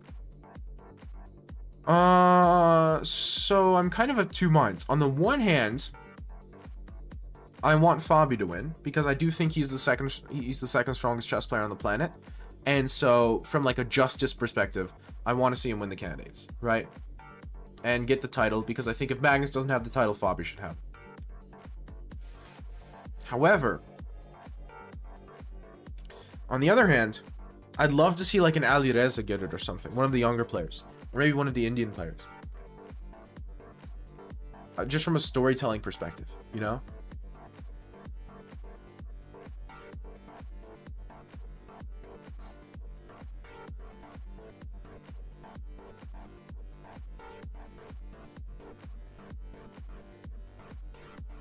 I mean, I'm not really rooting for or against anyone, because to be honest, I'm kind of watching the candidates like I'm watching anything else. I find it difficult to get super invested in the candidates as deciding anything really when everybody knows that it's a fight for second place. Makes it kind of difficult.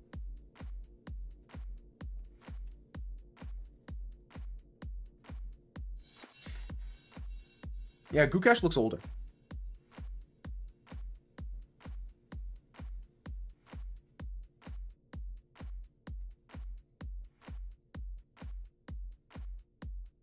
But I mean, playing chess like a 2700 also helps age you, I think.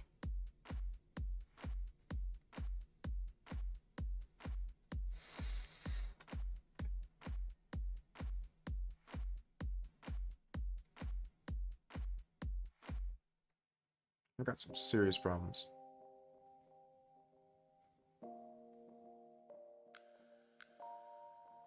Okay.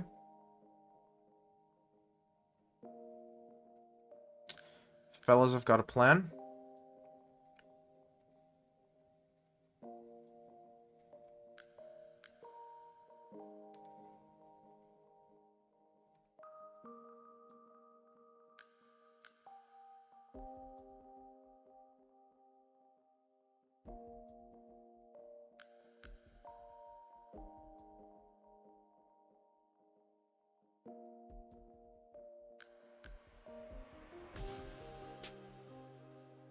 We won. Chilling.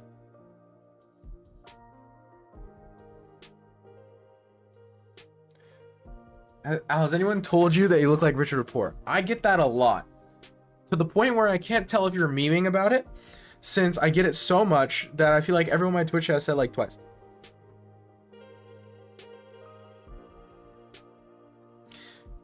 Now, jokes. Now, for all the jokes, me and Richard Rapport have been in the same room. So, nice try. But I am legally a distinct entity from Richard Rapport.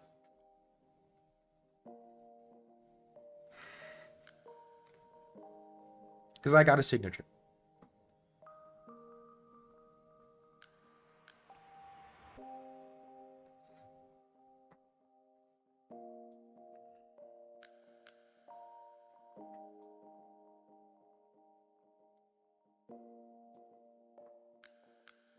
I've been in the same room as Hans Niemann. Oh yeah? Like the Open World Tournament? I can see. See, I haven't been... I've probably been in the same room as Carlsen, although I never caught a glimpse of him. The man is stealthy. I did not expect that from Carlsen.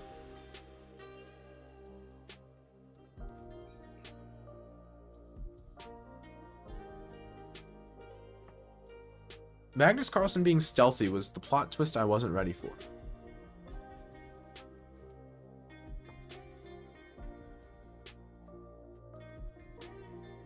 Ooh. You're just gonna let me do all this? You wanna let me cook? He's letting me cook, guys. I don't think you should be doing that.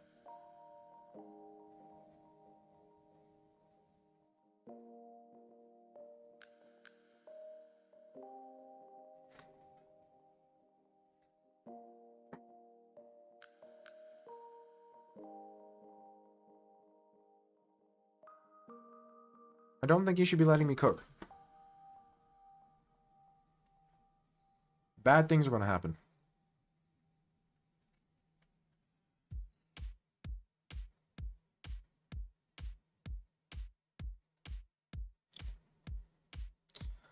Chess 960 is so much fun.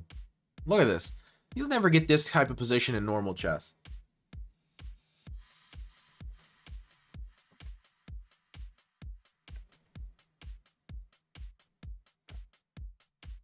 I applaud the creativity.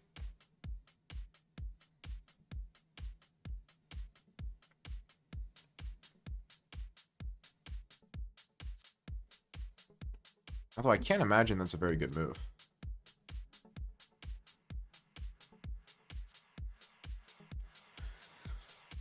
What do I play here?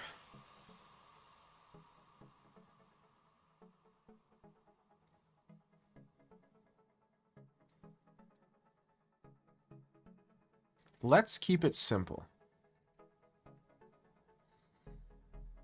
And then I'm going to play like d3 and maybe castle long. Probably castles long first. Just to flip the rook. Get on the other side. Because I don't want to give him that much free development.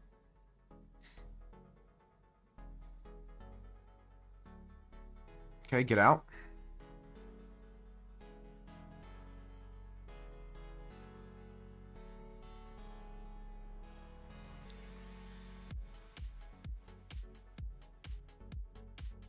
I am going to give him the check. I think giving him the check helps me. Maybe this knight's going to get trapped, but... Hello, Gloin. It's entirely possible the knight's going to get trapped, but it just looks so good on that square. And the king being on the h-file looks so scary.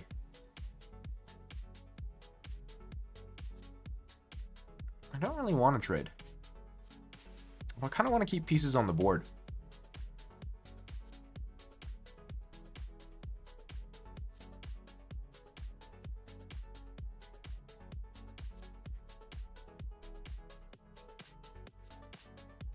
Well, that's creative.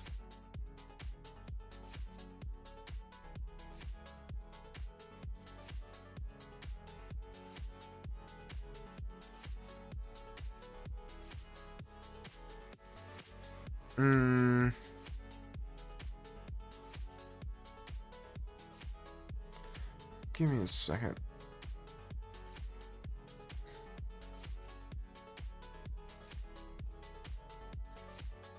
Okay. Do I have nothing here?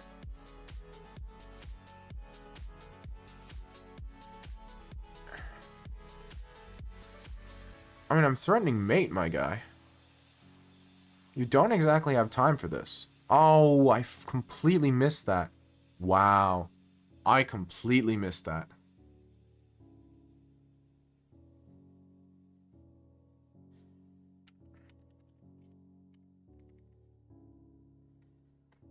Wow.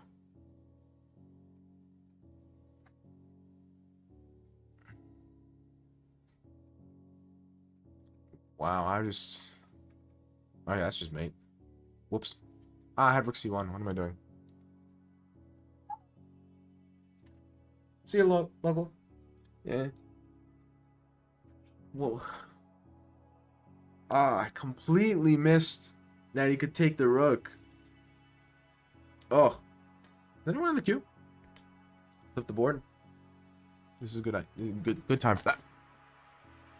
Wow. I was totally winning too. I knew I was winning. This must have been bad. Wait, I was still winning here? How? Ah, it takes, right? Yeah, it takes. Ugh. Ugh. Hello, Guddle.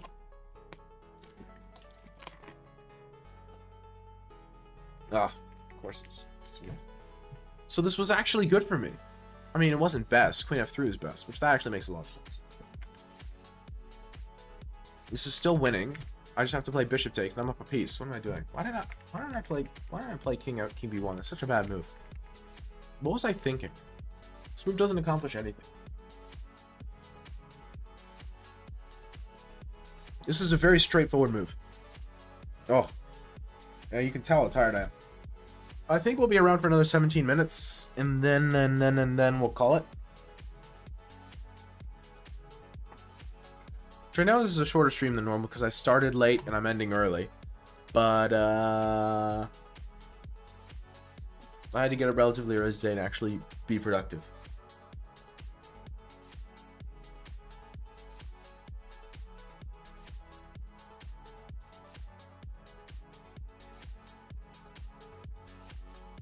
Let's see.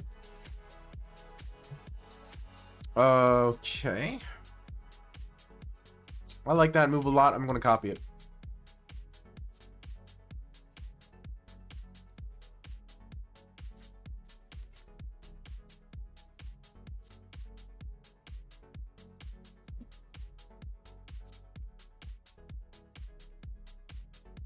Okay.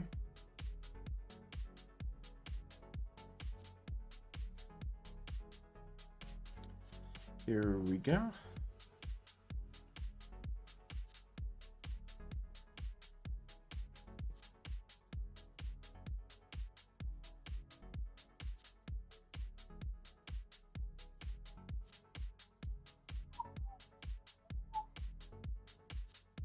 Yeah, no.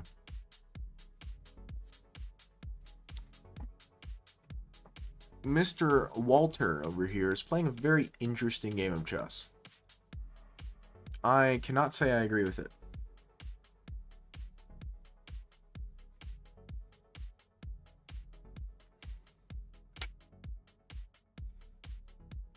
I have a difficult time stomaching it.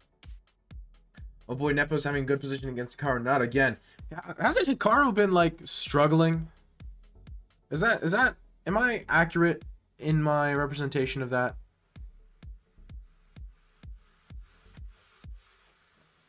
Hikaru has not been having a good time, yeah? Which is crazy. Because I low-key would have put him as one of the favorites going into the tournament. Which maybe that was totally wrong on my part, but I think he was playing that well earlier this year.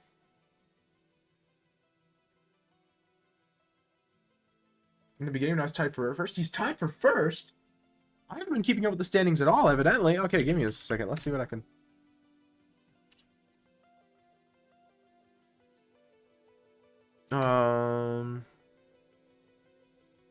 Okay. It's Gukesh and Hikaru. Man, I'd be hype if either one of them wins. I'd really like for either one of them to win. Okay. So this is here's another take. Here's another certified Alchemy and Blobfish bad take. Part of what I think makes a good world champion is being a good world champion in the sense of being a good ambassador for chess. And Ding, while he seems like a great person, and I don't think I blame him for it, has been a quite poor ambassador for chess. Because he just kind of hasn't done anything.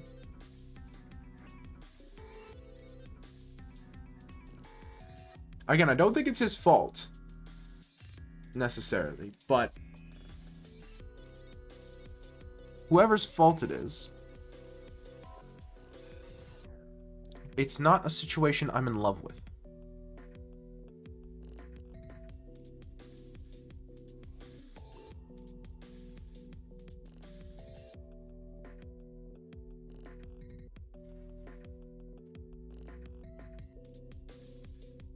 And so I'd really rather we have a champion who would be more who'd be a better face of chess. Right? And I think both Hikaru and Gukesh would do very well in that position. Which is part of why, it was just a very large part of the reason why I would like either one of them to win. I'll be quite happy with that.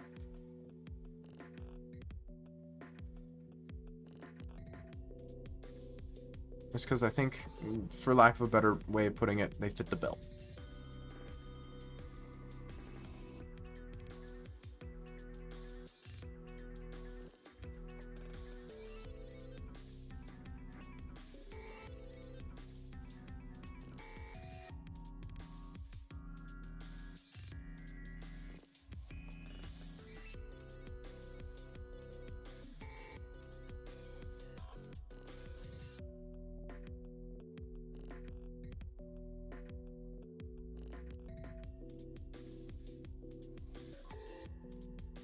.8 seconds to go.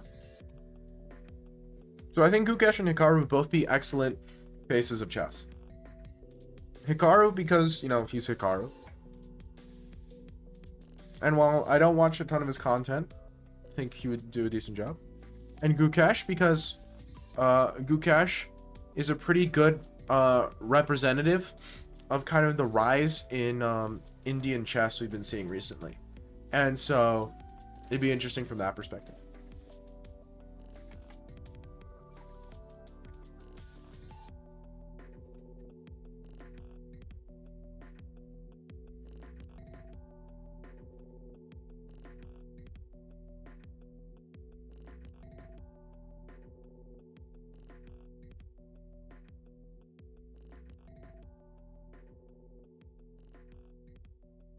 So it's a little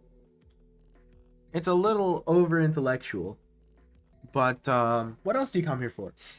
You don't come here for me not overthinking things. I mean, come on. Did you forget which channel you were on? This is Alchemy and Blobfish. If we're not overthinking it, then I forgot what we were talking about.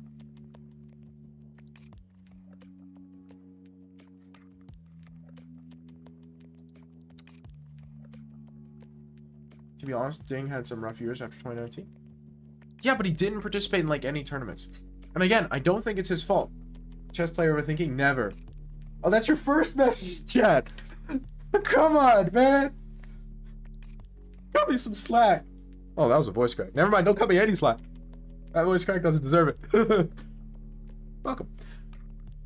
No, again, I'm not blaming Ding. He seems like a perfectly reasonable guy. I like him. But I blame the Chinese government. However, that's my American half talking. I stubbed my toe and I blame the Chinese government. So, like, not sure if that's an amazing statement of reality. Thought he was just sick. I have no idea if he was sick. But it was the entire time. He participated in, like, one tournament for the 2 years he was champion. I think that's a cover story. It's a little bit of a conspiracy theory. I'm a bit of putting on the tinfoil hat on this one. But I think that's a cover story. I don't think he was actually sick. Or I don't think the sick was as bad as it was made out to be. I think his sickness was greatly exaggerated.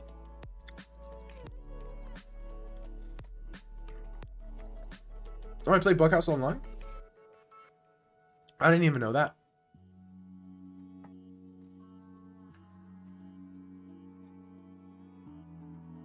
But yeah.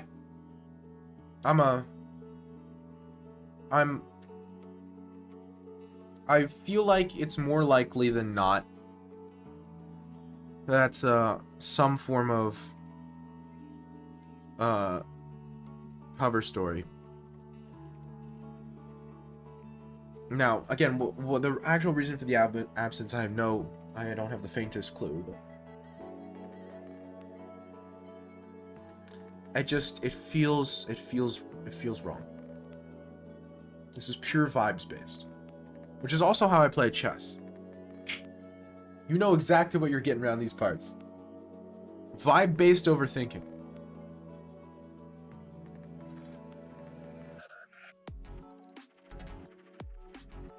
Alco, any name suggestion? For what? Are you Ocean Man? But you just changed your name to Lotion Man, which is far worse. Yes. Okay. Nice. I can tell you need a name suggestion. The something about your name tells you you need a name suggestion.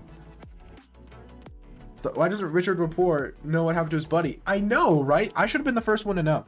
I mean, did you see? They posted literally updates of me walking with Ding every day after the championship. You're literally the only person that got it? Really? Is that a good thing? is that a good thing? Lost the other account because of 2FA nonsense? And now I'm lost? Yeah, I see. You're in quite the predicament. Probably not. Okay, well, I appreciate the honesty. Also, okay, I was about to say, I thought that was a good move. That was good. I appreciate the honesty.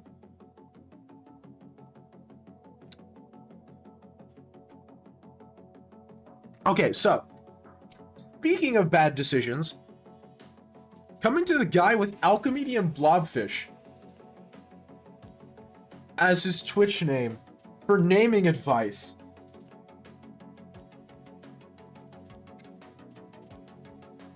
You know, I'm not sure. I'm not convinced that I'm an expert on the matter. Sports stuntman if he wants to lose on purpose. Literally. I would lose games for Richard Rapport. Just so I could get the chance to play against some of those really strong players. I would totally do it. I would do it yesterday. So, I mean, you know, in my defense, I made the name when I was like 16. But in my anti-defense, I also have never changed it. So,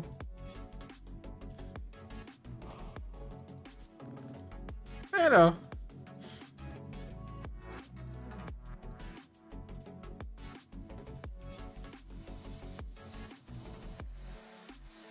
What is he doing? What is he doing? You want to close the center or open the center? I'm good either way, buddy. Close the center. Okay, y'all know what time it is. Push pawns on the king side. The queen side in this case. The side with the kings on. Ooh. Spicy.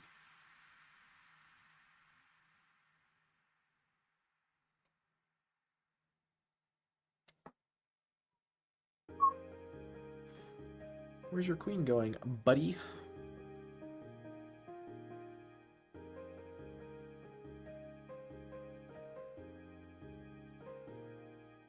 We need to get more pieces in. How do we do that? This knight wants to get in. Yeah, that looks good. I like it. Any chess drama lately? Has there been any chess drama? I think it's been a bit. I don't think there's been anything especially juicy. Somebody say something stupid. Mr. Dodgy's getting bored. Somebody say something stupid. Doing something stupid is also an acceptable alternative, but for some reason, few people want to go with it.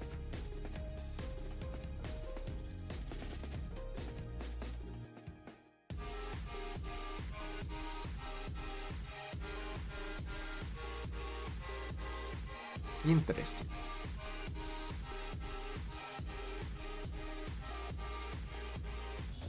Do I really have nothing?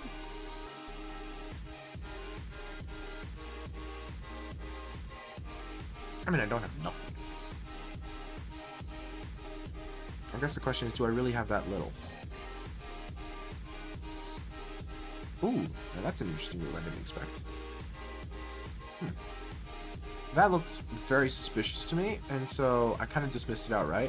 Which you really shouldn't do in chess, but, you know, not exactly a beacon of good advice.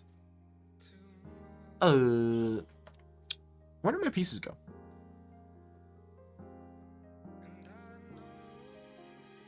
Man, I feel like I'm like half a move away from crushing my man's soul.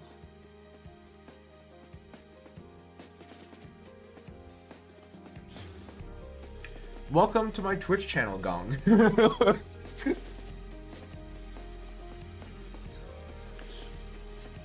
So here's the problem. I can't do that, right? I can't do that here because I am not fluent in the language that is spoken in this country. You know what you meant? Uh-huh, sure it wasn't. Sure it wasn't. Just as a coinkydink, you know? I'm sure completely unrelated. Completely unrelated.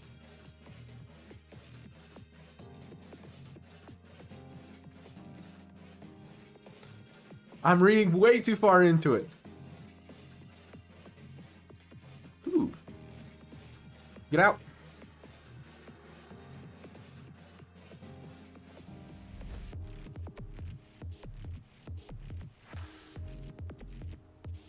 Oh. I'm winning here for sure.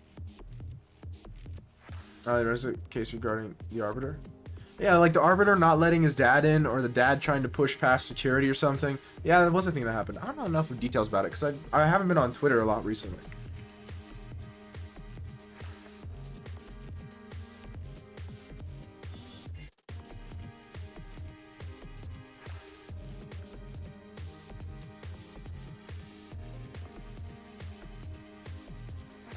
Give me a second.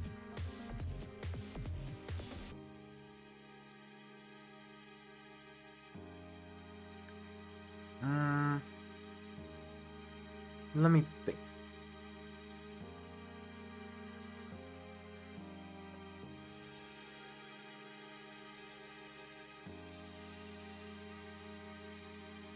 Yeah. Let me try. I can't find any of the drama. No, none of the delicious chess drama. Thinking about playing Blood and Comp Side the other day and hovering a move as a joke to seem smart. It was actually a good prediction. Genius. Sometimes you're so smart that you don't even realize how smart you are. You know?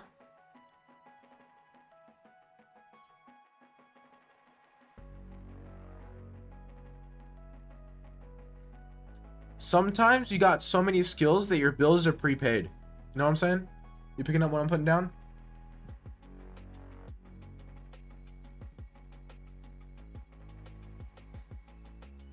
No? Okay, well. I tried, okay? Take it. Oh, he took it. Give me a second. That's a interesting turn of events. Spawn sacrifice. That's probably a bad move. It just looked really cool.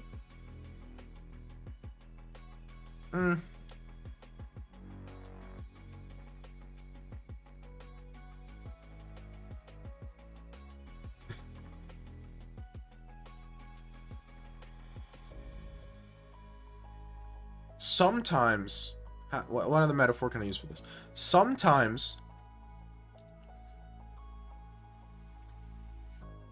you're cooking so hard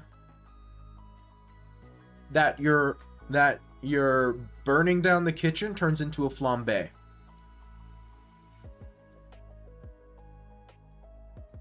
Is that better?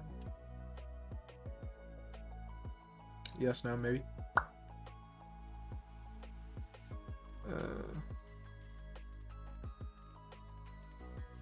Sometimes you get hit with the surprise flambe, you know what I'm saying? I know what I'm saying.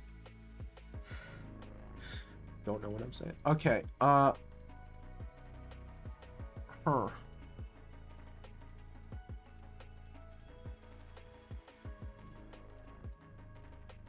feel like something should exist.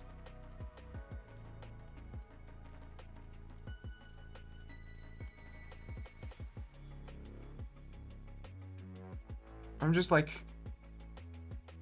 a half move shy of something delicious. Who let bro cook? Keep him away from the kitchen. Hey, hold on a second. I got an A in culinary arts. Okay.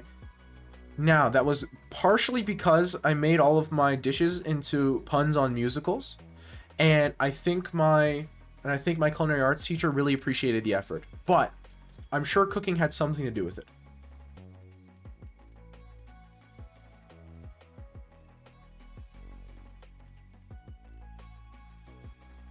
That knight's not doing anything.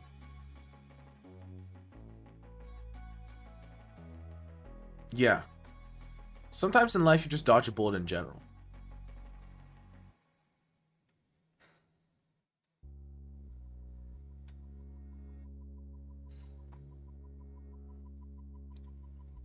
You know, life is like a game of chess. Sometimes you win, sometimes you don't. And sometimes you really should have won, but you like misclicked, and so you ended up not winning, and it will haunt you for the rest of your days. Oh, come on. You gotta be kidding.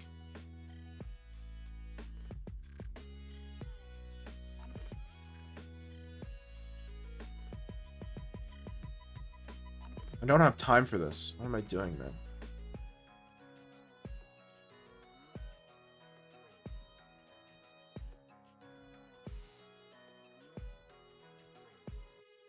Oh, I'm so dumb. The knight's guarding that square. I was trying to move it here. Oh, he missed it. What do I do? What do I do? What do I do?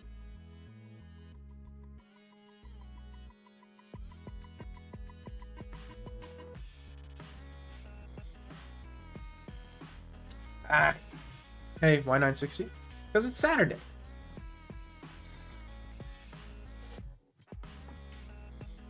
Yeah. Sometimes.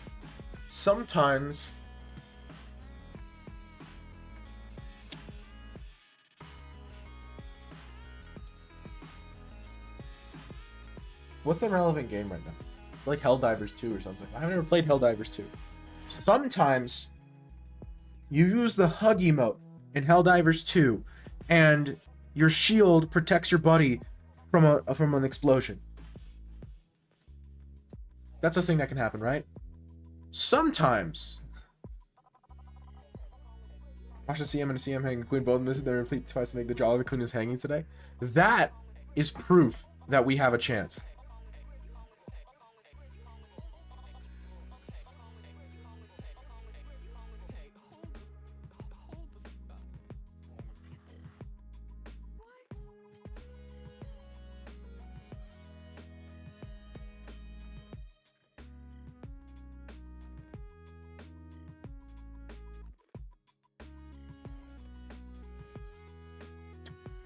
He just hops over the rook.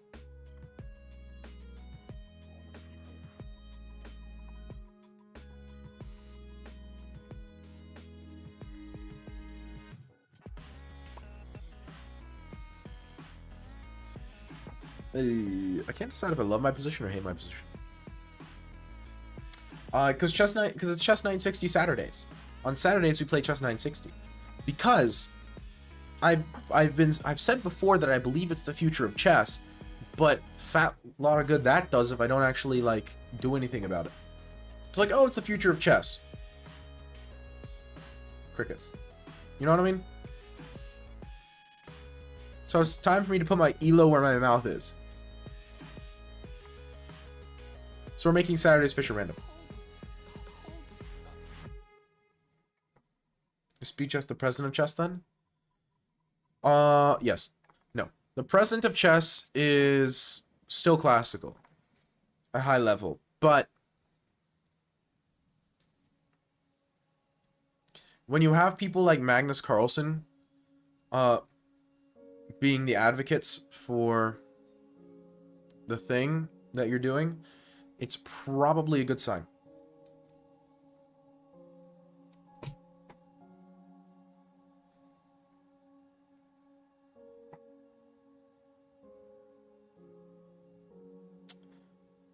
My pieces are weird. I don't know how I feel about them. I'm very uncomfortable with this pin.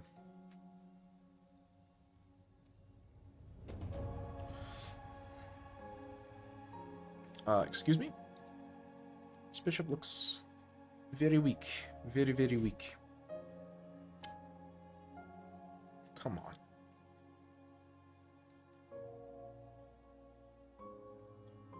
Give me a second, I think I see something.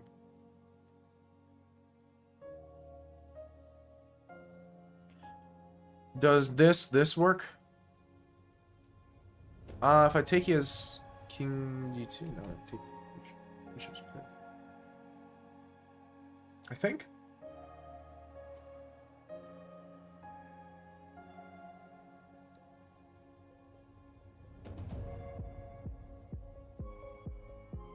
So 920 opening theories to recall. Yes.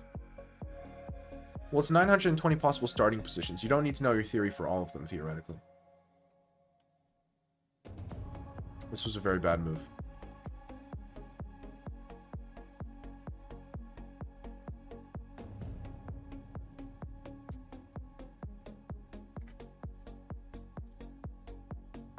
That was an impressively bad move.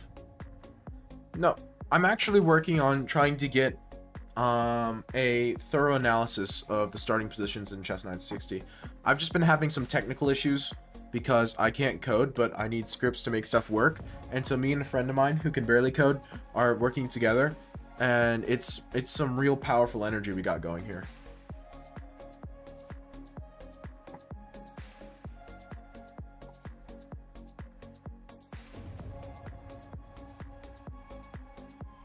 That's a little funny. It's slightly funny.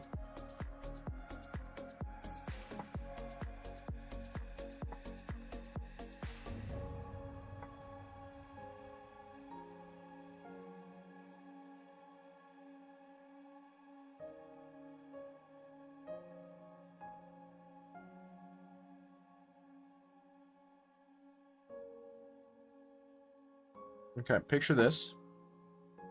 the thing that you're doing, you stop.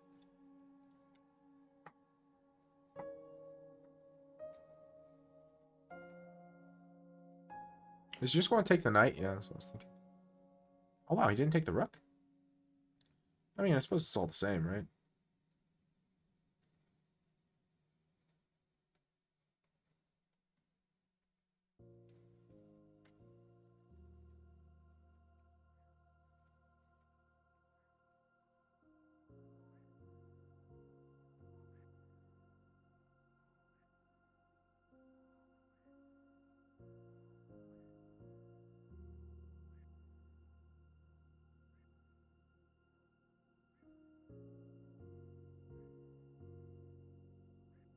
No! I'm gonna die! You got this? I beg to differ.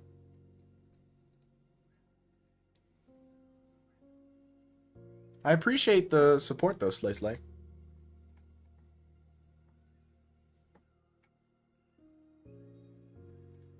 So yeah, I'm currently in the middle of doing a fairly thorough analysis of the chess 960 starting positions. Does anyone here know Python? Unrelated note, does anyone here know Python by any chance? I like to help those less fortunate than me. Well, I'm usually better than I am today. Bro, trust, right? Yes? Like, how well do we know Python? It's a snake. Ah. Yeah, you're right, I forgot. Appreciate the reminder. Appreciate the status report on what a Python is. Sometimes I forget. Look at that king. Going on a magical journey. Hey, this bishop's terrible. That's fine. Relax. If I can't make fun of myself, who else am I going to make fun of, right?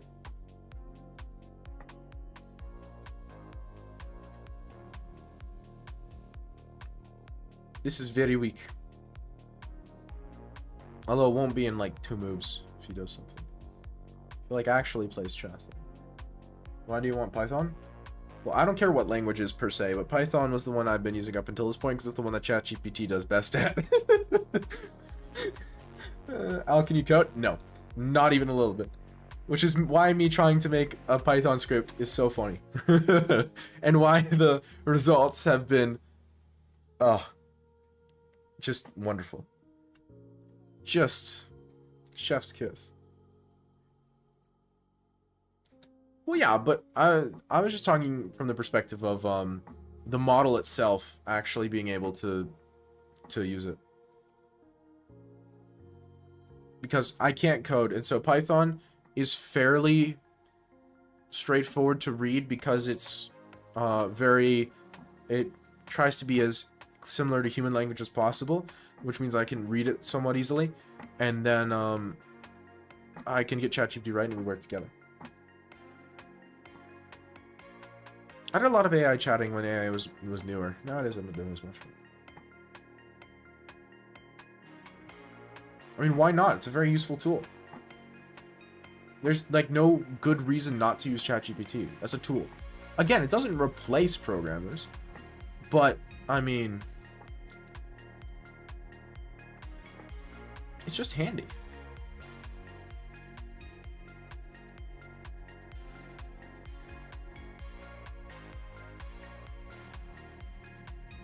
Oh, it's just blowing my mind how good it is. Ah, fair point. It's crazy though. You're right. You're right. Again, the fact that I've gotten like 80% of what I've been trying to get to work is crazy. Because again, I have no clue what I'm doing. I have like impressively little clue of what I'm doing. Bro, you catch me making mistakes. I'm not sure that the bar is perfection. What happened to Rust? I still want to learn Rust, and I'm still a third of the way through documentation. The problem is that Rust is a harder language, and I don't know it well enough to actually do this in Rust. Because right now, I'm not learning a language for learning a language. I'm trying to do a specific thing. And so I don't really care what language it's in. And so while Rust is the language I understand best, ChatGPT can't do Rust at all. Because it's interesting.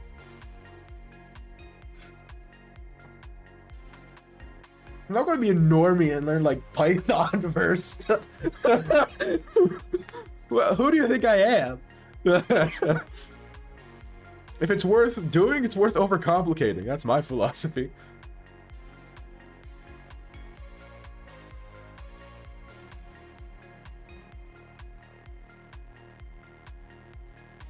Whoops.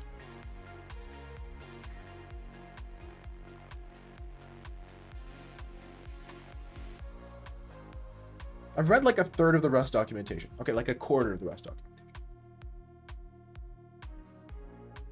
Super interesting.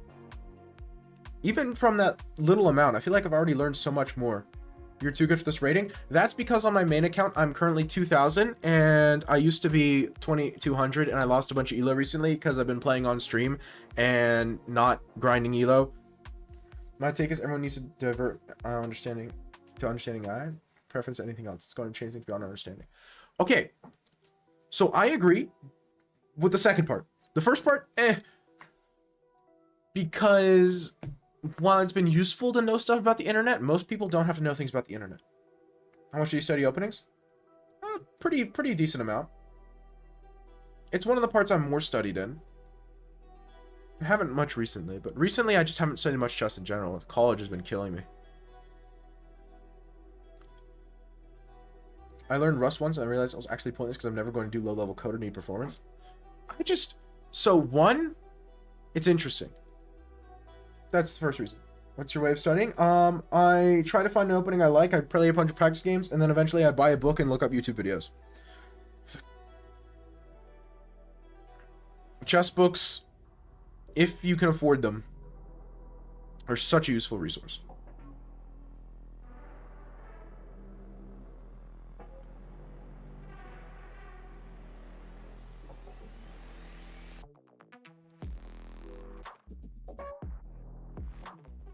Yeah, it's a little unfair me being teamed up against matched up against these 1200s, right?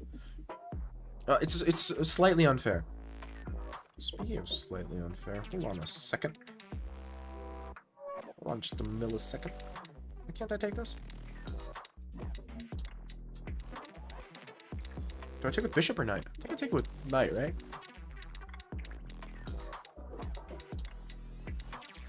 Oh, I'm stupid. Why am I stupid?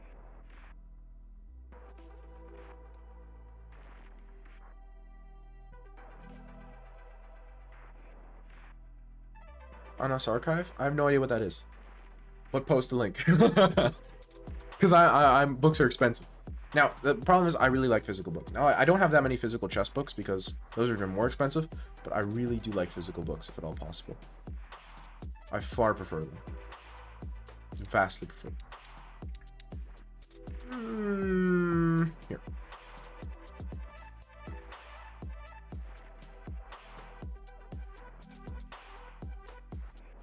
Surprisingly legal. Now we're talking.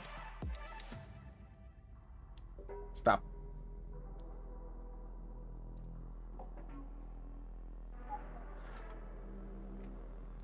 $31,645,000. I'm saving this one. Cool.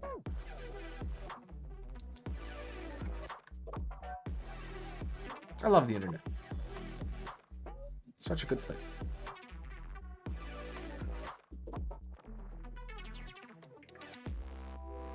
Every kid now has the potential of a professor type AI in their own home willing to teach them 24/7.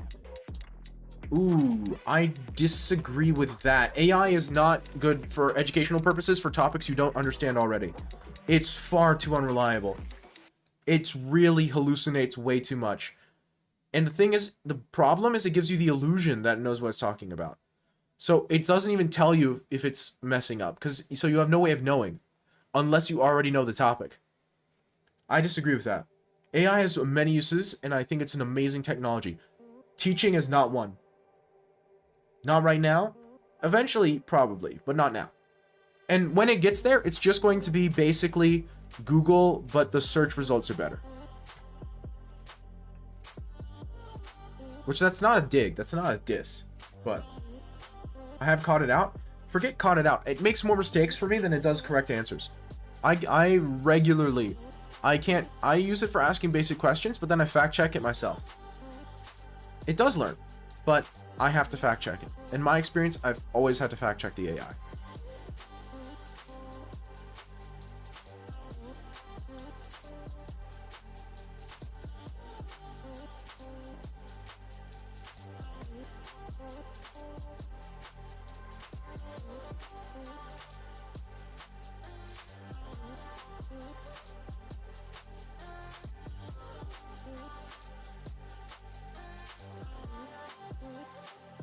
Oh, I agree with that a ton, Godel. It's not an incredibly learning tool yet. Maybe it will be one day, but it's not yet, and I don't find it the most productive to talk about what it could be rather than what it is, because we don't know what it could be. That's the nature of could be, right? It could be just about anything. It's not far off. Yeah, but see, here's the thing. I'm more worried about something I talked about earlier in stream. We were just talking about AI earlier, funny story. Is I was talking about how I really think that AI is going to be a huge 1 second on the clock, let's go. A huge problem for learning, because it's going to be impossible to know what's real and what's not. I really think it's going to make us fundamentally rethink the way we approach digital communication, and so it'll actually, in the short term, like in the next 10, 20 years, before the next generation figures out how to deal with it, will be worse for learning. Like Gen Alpha, they're going to have a bad time. Gen Alpha is going to have a bad time. But then the generation after Gen Alpha will be the generation who knows how to deal with it, or will learn the coping mechanisms, right? And the queue is currently closed because I was trying to go to bed 20 minutes ago. Saturday stream.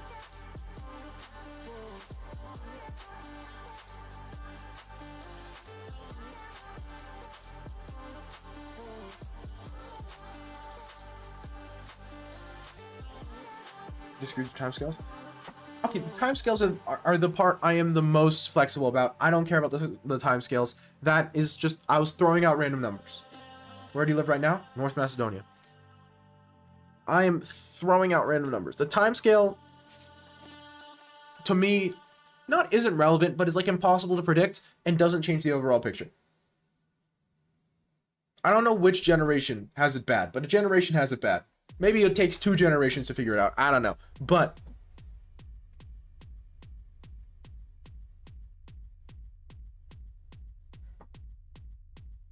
Sunday plans? I got a few plans, but I'm also trying to fix my sleep schedule because I haven't been sleeping well at all for the past 2 weeks. And so part of that is me trying to normalize my sleeping schedule a little bit. Going to bed at roughly the same time, getting up at roughly the same time. Because whenever I do that, it helps. Now, I'm very, very bad at doing that. But I have to at least pretend. Fake it till you make it, right? If I say out loud I'm going to do it, and I stop stream at a time which allows me to do it, then I can do it. Plus, I'm just tired. Streams will still probably be going to 11 most nights, but I'm just... Sleep on stream? Now we're talking. Monetize. 24/7. I might be sleeping, but the grind never sleeps.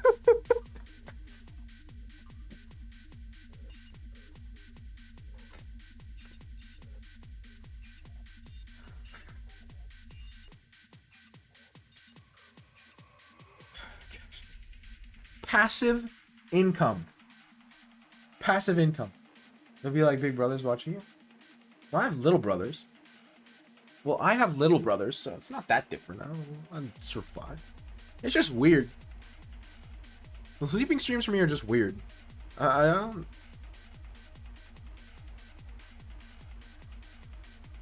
not diametrically opposed. It's just like, I don't know. But it's weird in the same way like anyone watching me sleep is weird. 1984 reference? I know it's a 1984 reference. I've read 1984.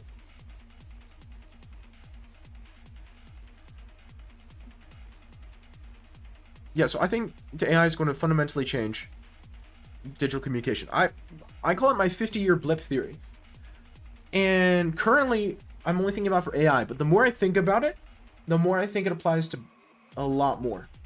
So the 50-year blip theory is basically when a technology is invented, there's a 50-year blip between when it's invented and when, how do I put this? It's no longer grassroots. Bishop kidnapping.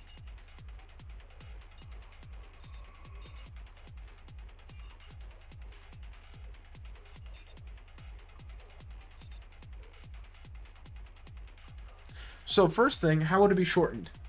Because it's a lot of syllables. So that's my theory, basically. So like, for example, AI, not AI, internet. In the 70s, it was invented. We're in the 20s. From now on, digital communication is going to be significantly less trustworthy. Cars were invented. 50 years later, you can't really tinker with cars the way you used to be able to because traffic regulations and driver's license regulations got significantly more restrictive. So the way cars were dealt with is fundamentally changed. What's another one I was thinking about?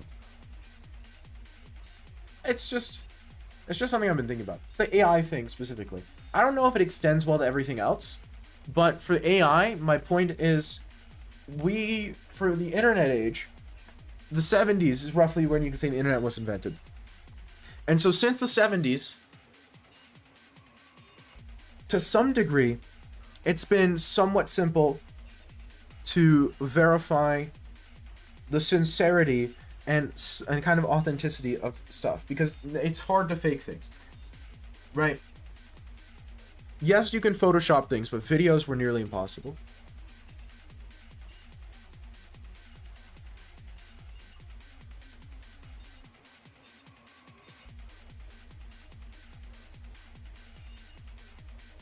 Well, I mean, immortal as in don't die of natural causes, don't die at all, like invincible. No. What I'm saying, let me switch to. Okay, listen.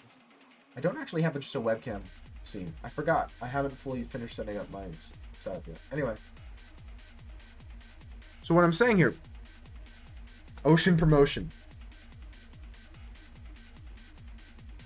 I like that one better, just because it rolls off the tongue. It's a little bit Pop Tropica, 2 words put together-y, but if you don't mind that style, then go for it. What I'm saying is, up until this point, finding something on the internet has been relatively simple to fact check it. If you see an internet urban legend, it's relatively simple to figure out if it's true or not. You can go on Wikipedia, you can check, you can click on the sources, you can find the articles, find the original sources, you move on with life, right? If someone were trying to convince me that a fake Beatles song existed, then it'll be relatively easy for me to figure out they were lying. My point is that the spread of generative AI makes that no longer reality, or will soon make that no longer reality. Because synthesizing variations of what already exists is what generative AI is good at. And so we are 6 months to 2 years away from the point where you will be able to generate a nearly indistinguishable from the real Beatles song, video interviews of them talking about it, articles talking about it, fake vinyl, fake listings on store websites for vinyls, literally anything. Fake. You can make Fantano, Anthony Fantano. You can make an AI Anthony Fantano video where he goes over the Beatles song. You could so easily and simply fake everything around it that fundamentally it will become impossible to be 100% sure of things on the internet. Fundamentally impossible. My kids will only know what Beatles songs are Beatles songs by asking me or other people they directly trust. Because you can't even ask other people on the internet. Because you can't ask Anthony Fantano on a stream, because you don't know if that's really him on a stream, if that's AI or not. You know, being defaked and voice changed. Right? So fundamentally, should AI be restricted then? No, it's not going to do anything. You restrict it, China will do it, and then the same thing will happen. And it'll just be worse. No. I'm not even saying that necessarily this is a net negative. Yeah, but here's the thing, Ronnie. This isn't a government control thing because it's not centralized, which is what makes it so interesting. If it were centralized, it would be 1984, but this isn't centralized. It's individualized. And so we've taken for granted the ability to very simply know if something is true or not, digitally. If I want to know what Thailand looks like, and what's centralized, it means it's all in one place. It's in the center area. In 1984, the ability to control what the past looked like was only controlled by the government, one group in one place. Decentralized is what this AI revolution is, where everyone can do it. Or everyone will be able to do it, even if they can't now. So, like, we've taken for granted that if I want to know what Thailand looks like, right? I will Google picture Thailand, and I will get a picture of Thailand, and I will know that is a picture of Thailand. If someone posts a fake picture of Thailand, I can find out pretty easily. In 6 months to 2 years, that's not going to be possible anymore. That's my prediction. It might be very wrong. Don't hold me to it. It's kind of a conspiracy theory. So my conspiracy theory is the next generation will not be able to Google Thailand and know what Thailand looks like. Fundamentally. I guess, Ron. But that's part of the problem too. So fundamentally, the way we've been able to interact with digital communications in the past 50 years is no longer going to exist. So that's why I call it the 50-year blip. It's because for 50 years, for the entirety of human history, you cannot trust things from far away. Anything outside of your city or outside of things you've personally seen, you don't know if it exists, right? If you live in Rome, you have no idea what's in the UK, right? You just don't know. Somebody might tell you, you have no idea if they're telling the truth or not. You don't know. Yeah, good luck with that, Gon. How are you going to fake? How are you going to keep people from faking that?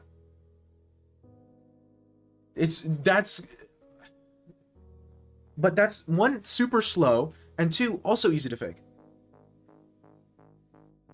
So, if you're in Rome, in ancient Rome, you have no idea what the barbarians are doing in Anglo-Saxon town, right? You don't let people submit to it. I'm saying you don't have to submit to it. You won't. So you'll have one central database. Well, a central database is not a very good source of information, because you're telling me that whoever controls the central database is going to be infinitely benevolent and not change anything. They will have the power, the 1984 power, to control the entire view of history, and they're not going to make any changes.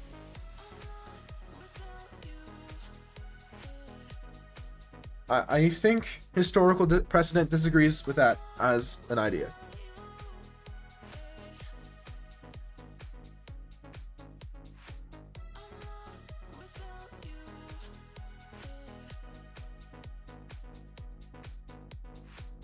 It'd be Truth Masters? So that's not even better. Hi, Dane. So that's not any better. That the central solution doesn't solve the problem. because ancient Rome could have a central place where they write down everything that's in ancient England. You wouldn't know if they're telling the truth because they're going to make it all propaganda about how they're barbarians. Right? Well, I believe in objective truth, but that's not 100% relevant to this. So my point is, that's quickly going to become the case for basically all digital information. Everything will be fakeable. So, my kids won't be able to Google Thailand and know what Thailand looks like. They will need someone like me to come up behind them and say, oh, that's a real picture. Do you think Google will still exist in 50 years? Who knows? I would say probably not. But who knows? So, that's what I mean with 50-year blip. There's a 50-year period between like 1975 and 2025, right? Roughly, where you can trust information that came from the other side of the world. The only time in human history that you could trust communication from the other side of the planet, and then you won't be able to anymore. It's done. Until we come up with the Internet 2. The Internet 2, the sequel everyone wanted, that uses like quantum tunneling or something.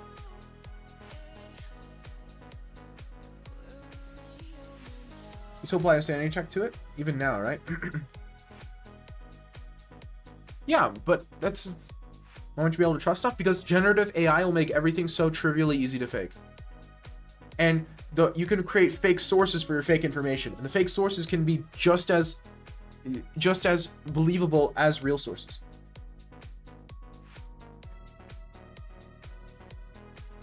Is this a chess channel?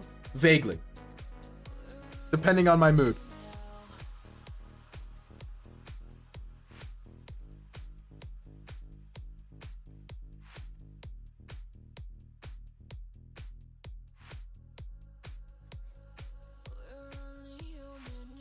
That's my point. That's my 50-year thing. You just need a good source. How will you trust a good source? What is a good source? Tell me a good source that can't be faked. A digital good source. No, it is different. Tell me a digital source of anything that can't be faked. Now, if you see a video, you can pretty much say it's real. Name a single source that will not be fakeable with generative AI in 2 years. Just confirm Wikipedia articles. Confirmed by who? It's been shown before that Wikipedia, anyone can submit a confirmed article. And how will Wikipedia people know what's real and what's not? You're just moving the problem to someone else. How will that person know what's real and whatnot? How do you trust them? Then we can discuss and solve these sorts of problems. Well, that's always how it's worked. The technologies come first, the problems come, we solve the problems, and 20 years afterwards, everything is fine. Well, not fine, but, you know. Isn't blockchain supposed to solve that problem? In theory, it does. The problem is that nobody actually wants a blockchain. Even the crypto bros. Nobody actually... I kind of want a blockchain, low-key. But nobody actually wants a blockchain. Like, people are trying to get banks to start accepting Bitcoin. That's the opposite of what they should be doing. That's the point of Bitcoin, is you don't want banks to support it. Because then banks will have it centralized again, and you defeat the purpose of a blockchain. The blockchain's purpose is to be distributed. So nobody wants to deal with distributed stuff because it's janky and unreliable. They don't want their currency, you know, being a sine curve. Blockchain future would be abysmal? Why? Well, blockchain is just a read-only database that everyone passes around. It's a file that you can only read, that you pass from person to person. And the blockchain has been abused so badly. So badly. All the crypto bros, it's painful. The NFT thing has like so little to do with the original blockchain idea. It's so far removed. It's so inefficient. Well, it's hard to say it's inefficient because there's nothing else that kind of does what it does. I wouldn't say it's inefficient. I would say it's very specific in use case. NFTs, it's completely useless, and so it's inefficient there because it doesn't add any value. It doesn't improve anything to have an NFT on the blockchain. Like, having a video game where your items are NFTs does not make it any better. That's my point. So it's inefficient for things where it's not a good solution, which is most things. There are very few things that the blockchain actually is good for. It's a very cool technology, but very specific.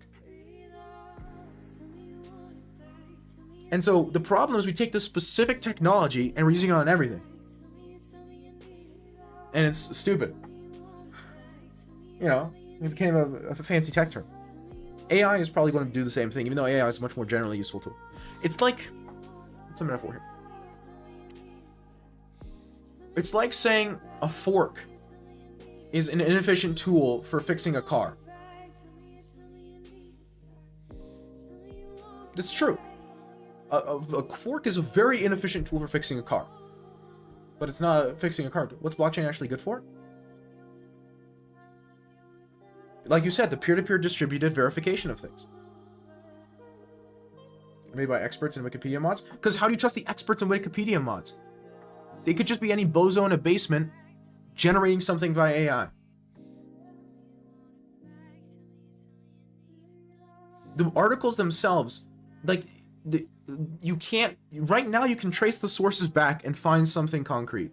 What I'm saying is the concrete thing will be able to be faked. How do you know the Wikipedia website wasn't hacked? How do you know anything?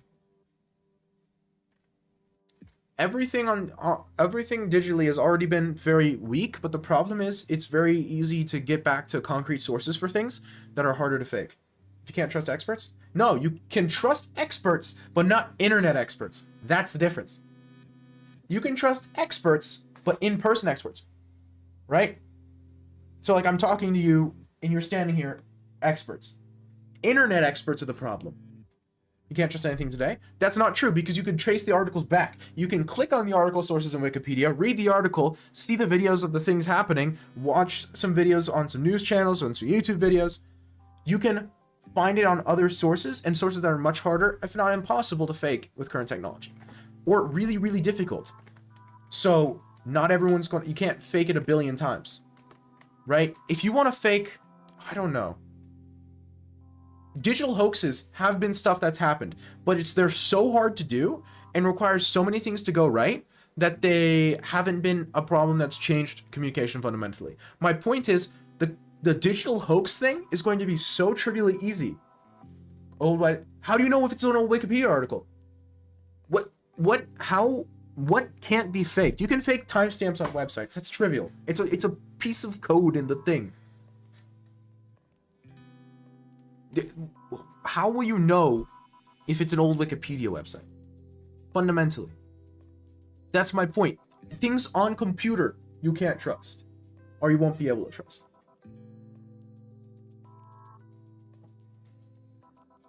Because you will never be able to verify the source.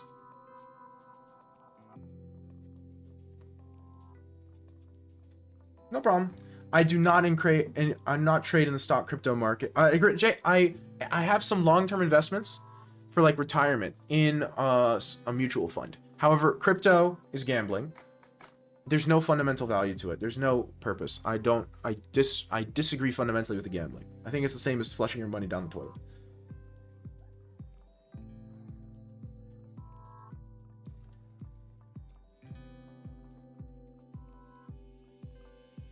You can't trust them.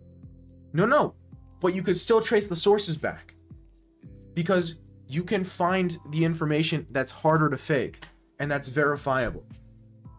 My point is we have verifiable information currently on the internet. My point is you will no longer have that. Because you won't know if I said something or if I'm being deepfaked. Most people won't bother. Well, the question isn't if they'll bother. The question is it possible? Which you can also do in the future?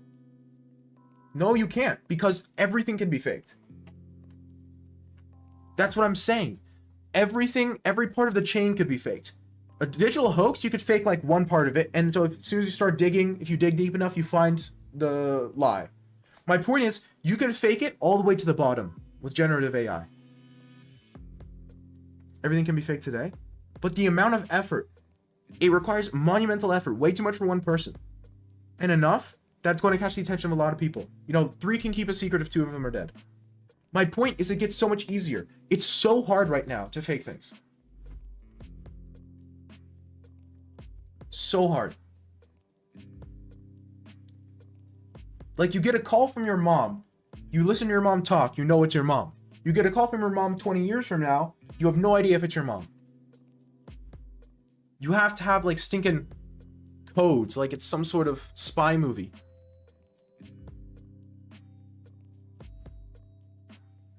That's my point. It can be fake to the bottom.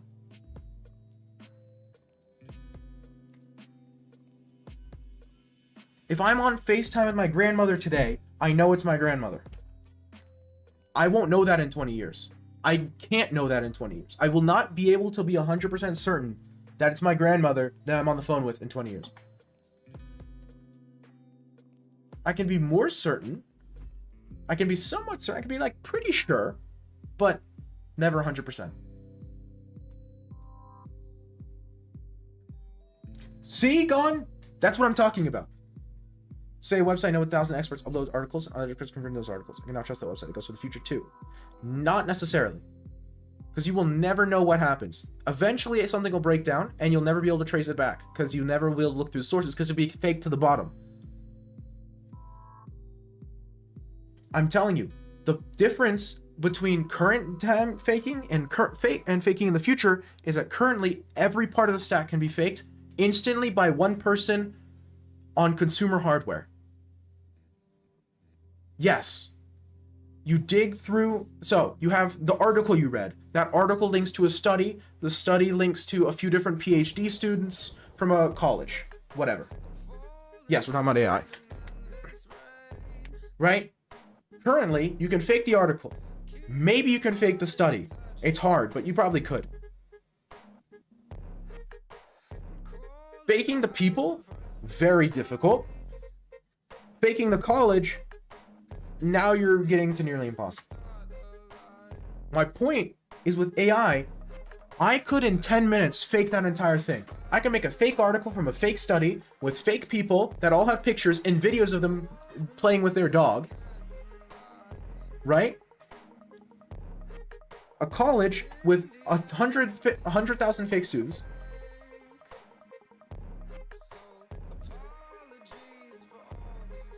Well, they could, probably. People are doing that online. They're just having bots on Twitter for funsies.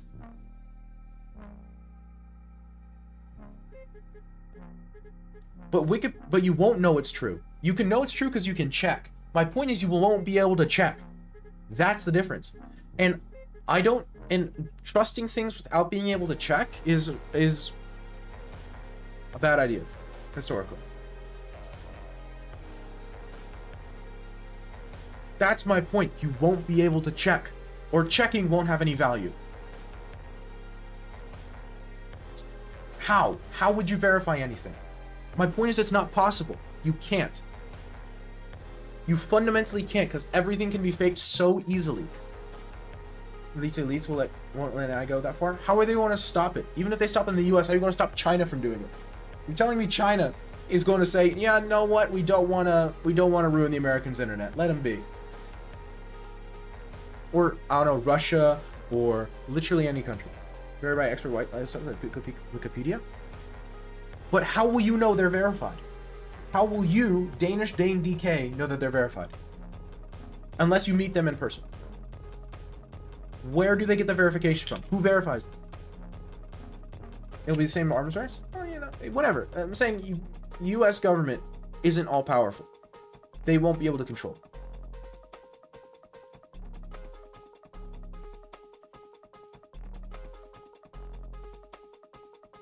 How will you know they're verified? That's my question.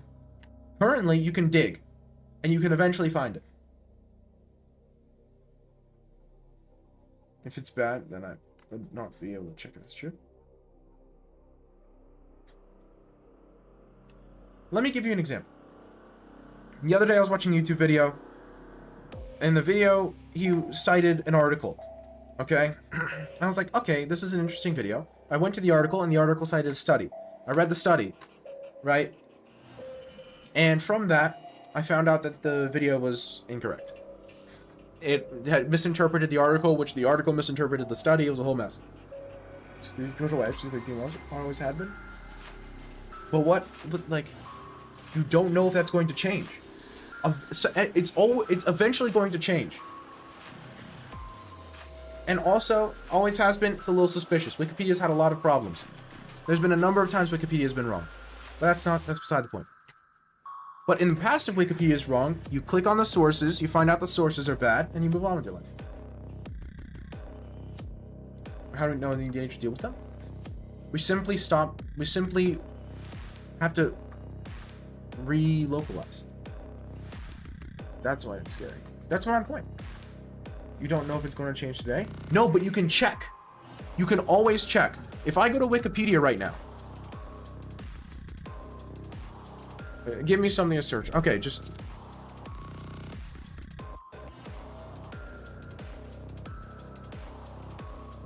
And I read the article on Bobby Fischer. And I'm reading it and I'm like, okay, Ooh, Fischer clock. US patent. Google patents. This can be faked. It's easy. It's somewhat easy to fake this.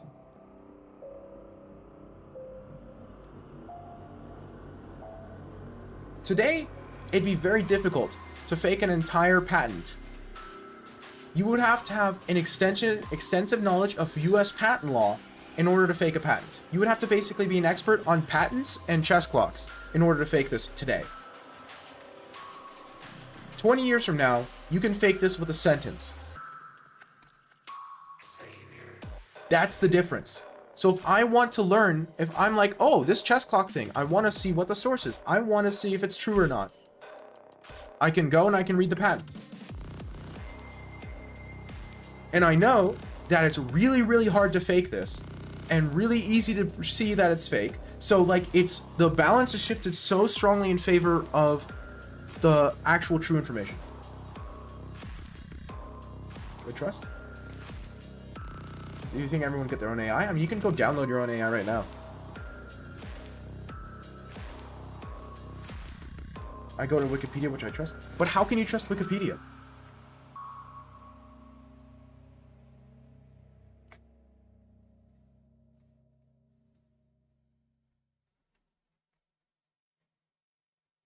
Wikipedia's had many, many times where things have gone wrong on it.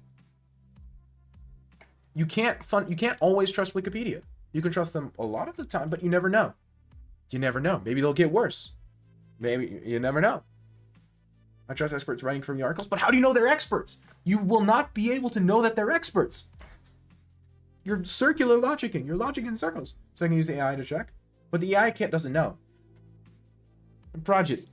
Let me explain something. Our current AIs we have are just really, really, really good autocorrect. They don't do any logic. They don't do any reasoning. They're just very good autocorrect.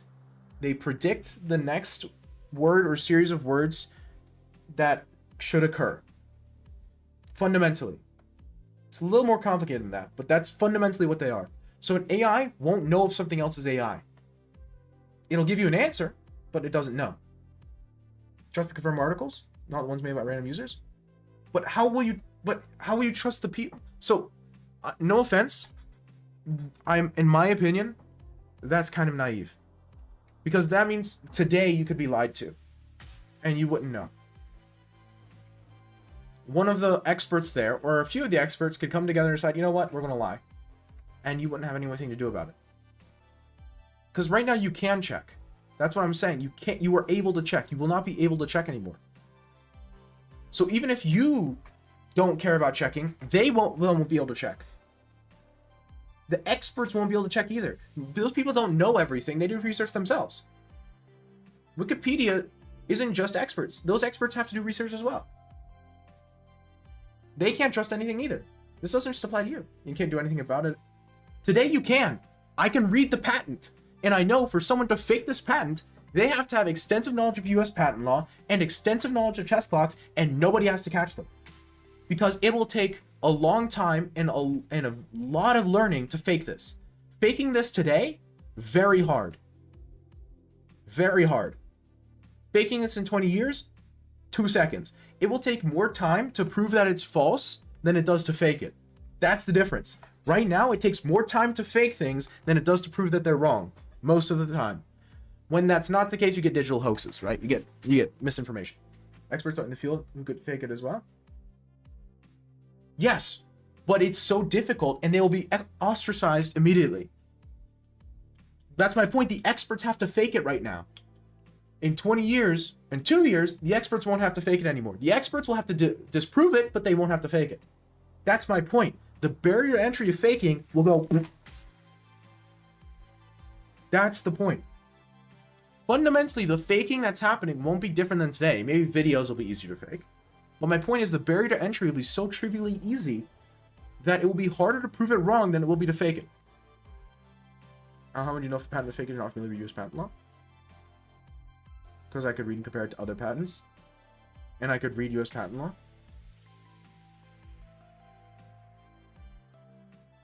It will just be easier. But the easier is the difference, because there's a tipping point here. That's my point. And also, the call your mom thing. You won't know who you're talking to on the internet. You just won't. You won't have any way of proving who you're talking to on the internet. Pictures won't be proof. Video won't be proof. Audio won't be proof. Again, you'll have to have a sinking rotating code phrase. I'm not a bot. I don't know. I for now I can be pretty certain you're not a bot. But in 2 years, maybe longer for that one. I think that one's going to take a little longer. Maybe I'm delusional, but I think 3 years. You will not be able to know who you're talking to on the internet. There will be no method of digital communication when they prove it. Why would I not know when my mom was calling me? Because someone else could call you with a deepfaked voice of your mom and a chat-based answer on the phone. My guy, they've been able to fake numbers since phones. That is the easiest part. They can do that today.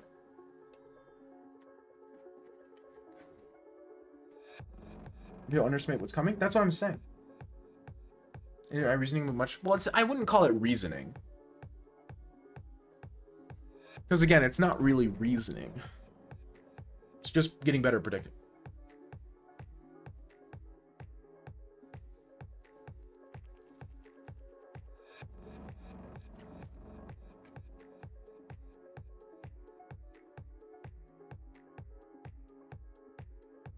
That as well. Faking phone numbers. Everything digitally can be faked. It's just the problem is you have to fake so much to make a convincing thing. What do you mean argue against my own? How am I arguing against my own? How can I even argue against my own point? You said if you can't trust it today. But you can hear your mom's voice and know that it's your mom. You know what your mom sounds like, I think. Unless you're like, mom died or something, in which case I'm so sorry. Substitute with another family member or a close friend.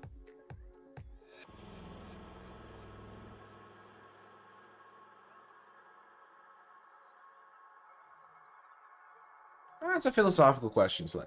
Very interesting philosophical question. One that I put a lot of thought into, but what even is human reasoning? That's a completely different question that I am currently working through. I don't know nearly enough about. Today, though, they can't. They can't make it convincing, or it would be so impossibly difficult to make it convincing that it wouldn't be worth it.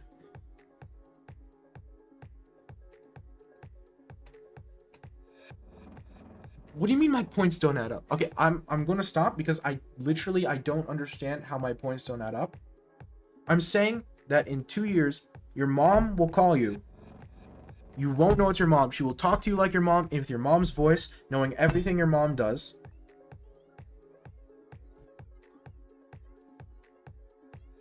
Yeah, I think me and Dane just have a different approach to interacting with digital communications.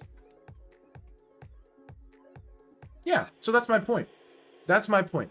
And now stuff like voices are almost impossible to fake currently. So there's a few things like voices, videos, to some extent pictures, although pictures are iffy nowadays, that are very difficult to fake today that will also become easier. So faking voices up until 2 years ago wasn't even in the question. Like the closest thing we had was sentence mixing, which is so incredibly so incredibly conspicuous that it was not even close to a concern. So first off, voice faking didn't used to even be a consideration. Now it's easy, but it's not perfect yet. You can tell. In 2 years, you won't be able to tell. Video faking, we're not there yet, but we're getting there. I don't see any reason why we won't get there within 2 years. There's no, like, it's not different than anything we've done already. It's just more of it. So videos will be fakeable as well. You can already take people's messages and filter it through stuff to make bots of text like them. And while those aren't perfect yet either, again, that's something that's not different than what we already have. It's just more of it, right?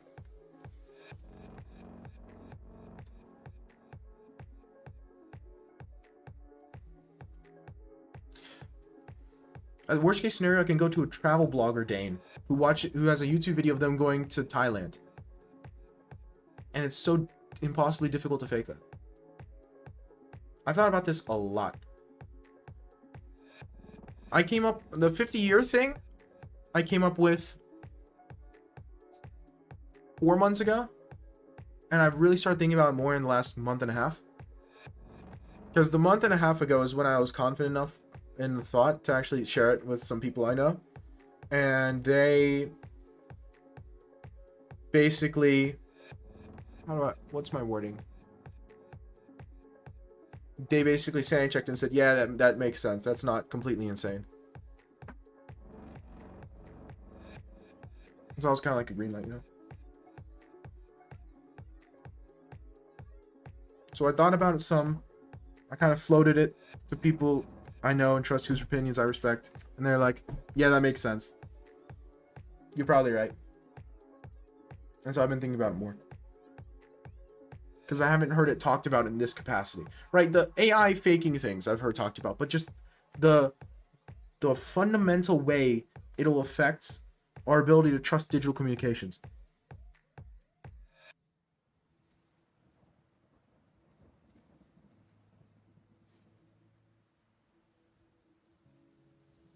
The difference, Dane, is right now, if you look, you can see the cracks. You will not be able to see the cracks in 20 years. I know people who've gotten phished by people who've gotten emails that are remarkably similar to the emails of people who are from the same company and have fake signatures and whatnot. But you can tell. They said, in hindsight, if I look closer at the email, there are some things that I should have noticed.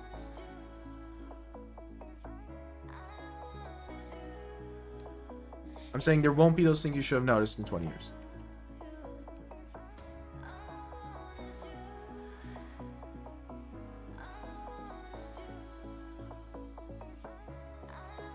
I like the open. I mean, I've only read. But who is doing the confirming?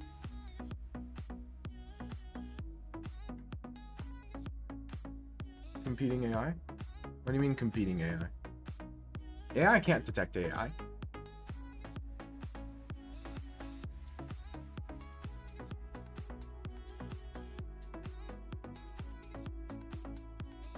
Will you say that?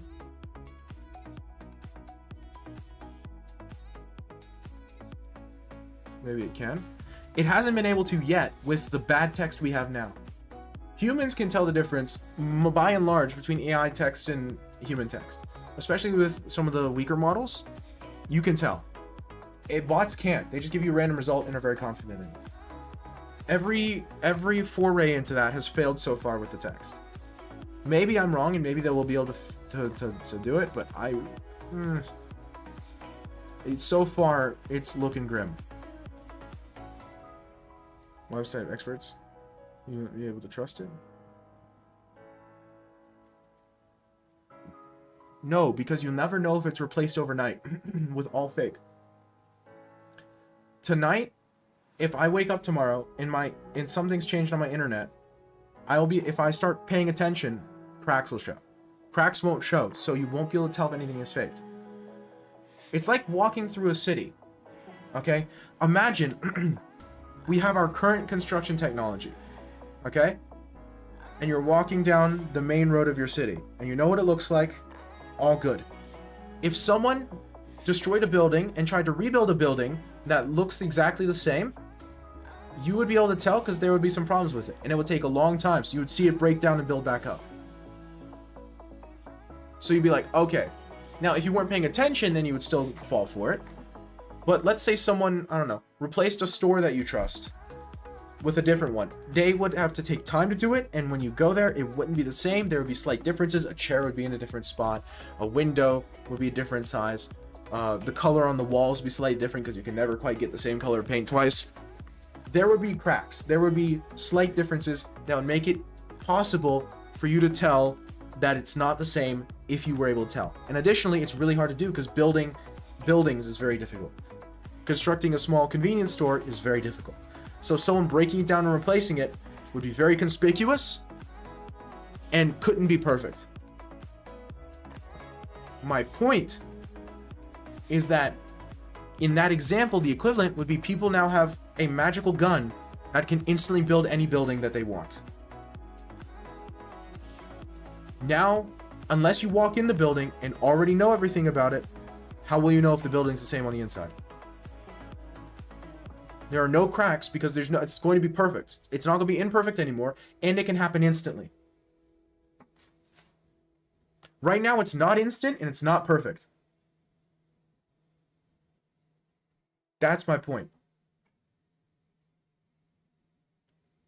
It's not instant and it's not perfect.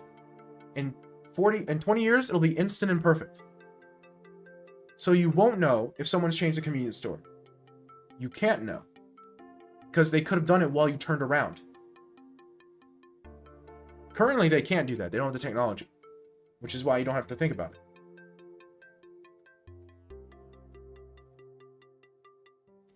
Yeah.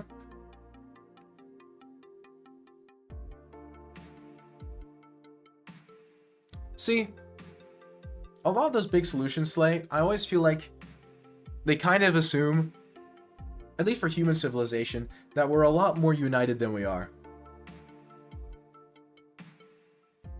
We can't agree if food and water is a human right, you know what I mean?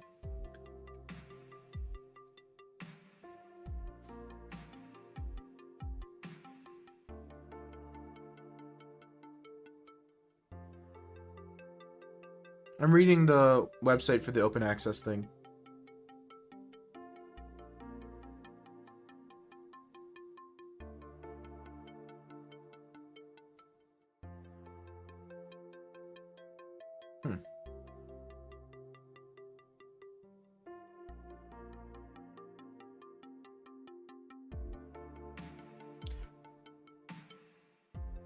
The Star Trek problem. Describe how do you think life would be in the future? I have no idea. I have no idea. That's even way far beyond. I'm already doing more future predicting than I probably should be doing as is.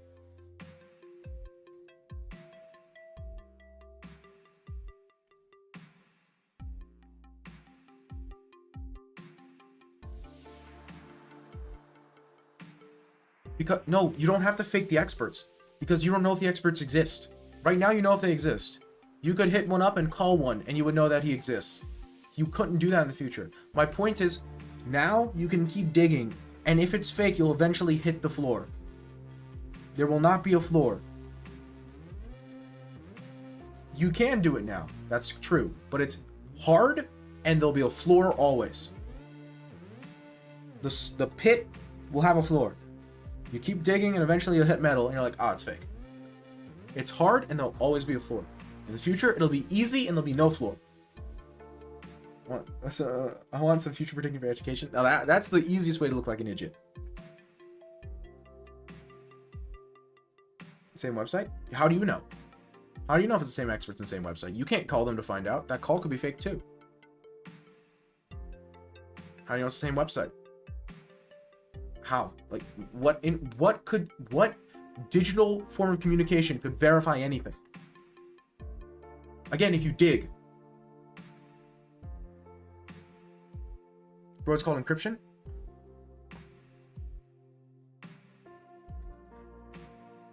In that case, I'm not sure how to communicate anything because, like, encryption is so, like, I I'm not sure how to respond to that.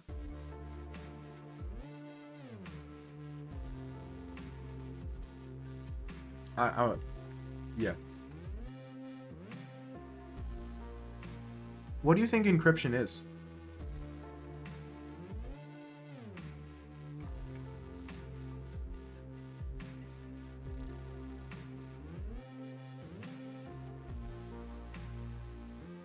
Can't solve encryption in the AI, but what do you think encryption is? Because you totally can. You absolutely can.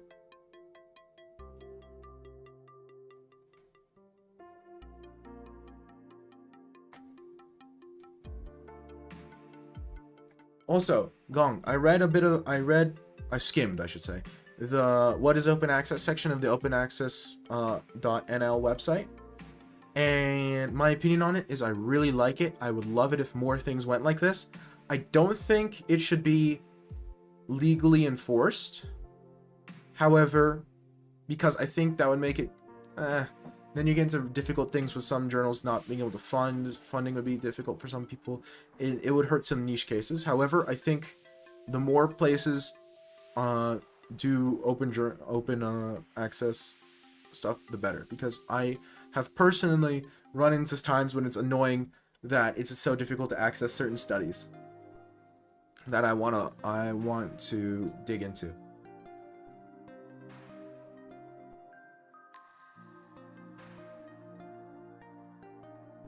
I like it a lot.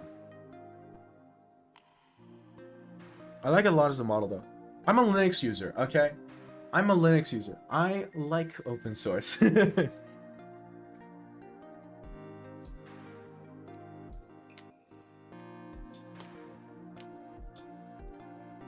I use Linux?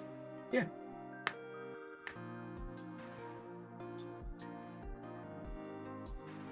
Yeah. What do you mean, of course?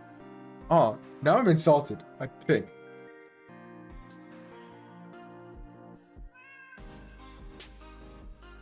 I use it too? Hey, my man.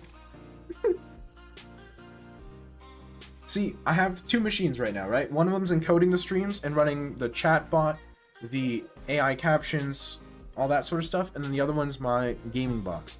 My gaming box is running Arch, just vanilla Arch. I have KDE as my desktop environment because I like KDE, but it's not like a specific distro other than Arch. And then the streaming box, the encoding box, is on just straight Debian, but it's Debian unstable, because stable is a little bit too far behind the times to support some of the encoding things I want, because my GPU is a little goofy. So I'm running Debian unstable because testing is a little too iffy. Now, because Debian's so rock solid. Like, I ran Debian testing for a while, and I could never get it to crash. I tortured that thing so much because it was the first time I was using a Linux distro. I was tortured that machine so bad, and it just took it like a champ. So I was like, okay, if testing is that solid, then unstable should be fine. Here's Debian stable because I only have a specific use case like that. That makes sense. Again, if I had older hardware, I would be using Debian stable on it, for sure. The problem is the GPU that's doing the encoding is Intel Arc A380, and that's a relatively new GPU, and hardware support for that encoder is a little iffy. Yeah.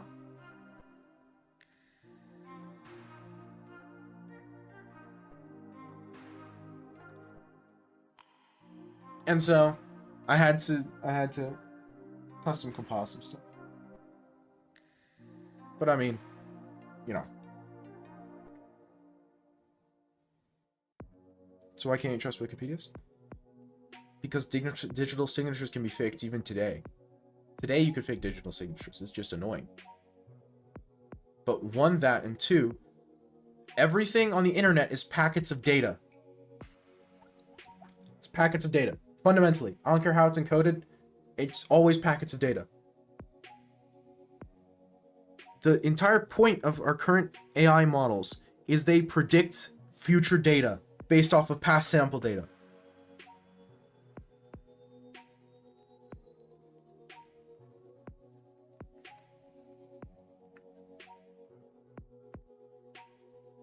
What the data is irrelevant. Encoded, unencoded.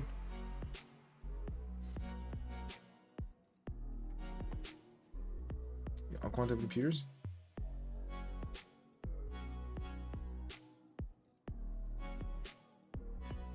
Yeah, but that's assuming a perfect system. That's like blockchain stuff. Practically, digital signatures aren't like that at all. And plus, per usual, most hacking is done via social engineering anyway. So even if you have the perfect unhackable computer, right?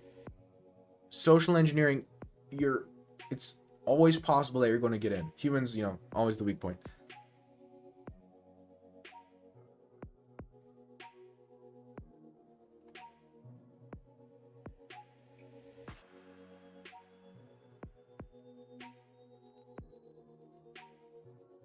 My point is you can tell the difference if something is hacked right now. You won't be able to tell the difference in the future. That's my point.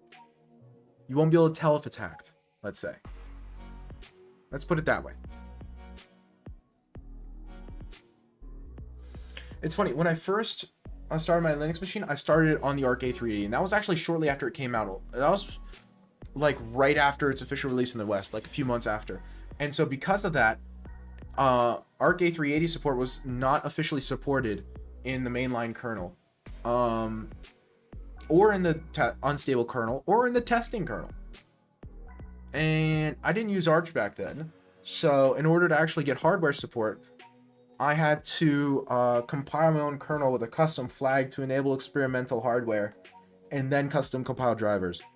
It took me so long to figure out how to do that because I had never used Linux before, and I barely knew how a computer. You do not understand how long it took me to get that stinking GPU working. Use Arch. Arch on one machine, Debian on the other. Well, actually, technically, I have an old laptop up there that's also running Debian, because that acts as like a Pi-hole server and some syncing and also Restream. So that old laptop is acting as like a multi-purpose server.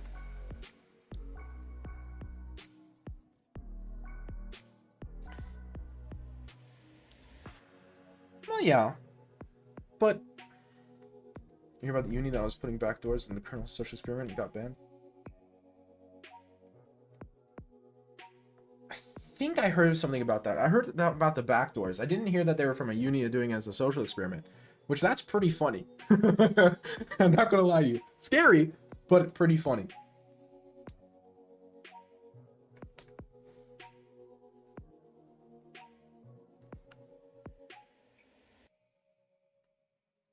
Then there's also the XZ exploit, which thankfully I wasn't exposed to that one.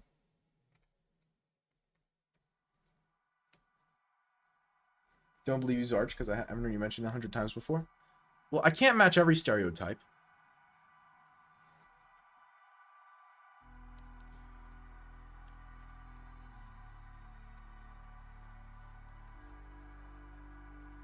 I would show you my fast fetch, but I feel like... Is anything here docs me? It has my IP, doesn't it? I mean, it has my local IP. DK is right. Oh, yeah. No, checkmate.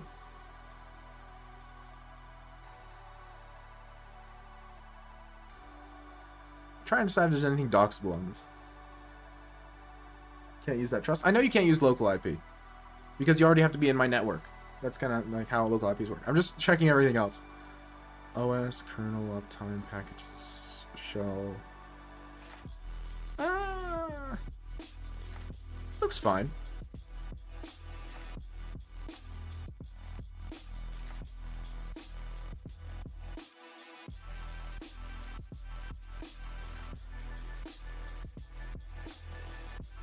Ta-da!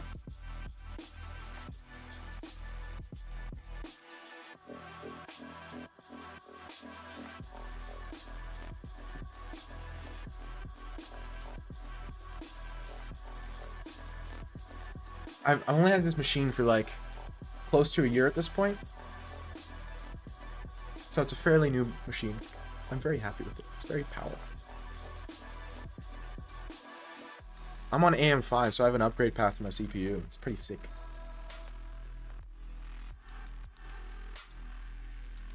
Nice virtual machine fetch. Thank you, thank you. Not gonna lie, I don't even know how to make a virtual machine fetch this realistic of hardware.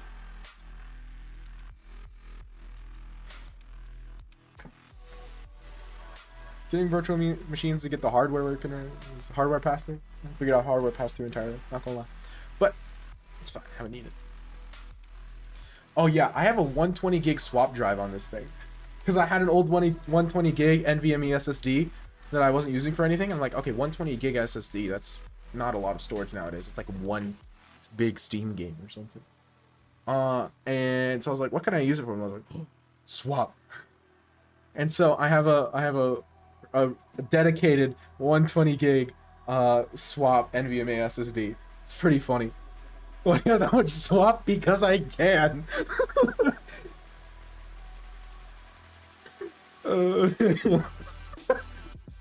It's a dedicated swap drive. It's not just that much. It's a full drive. It's just swap. Look.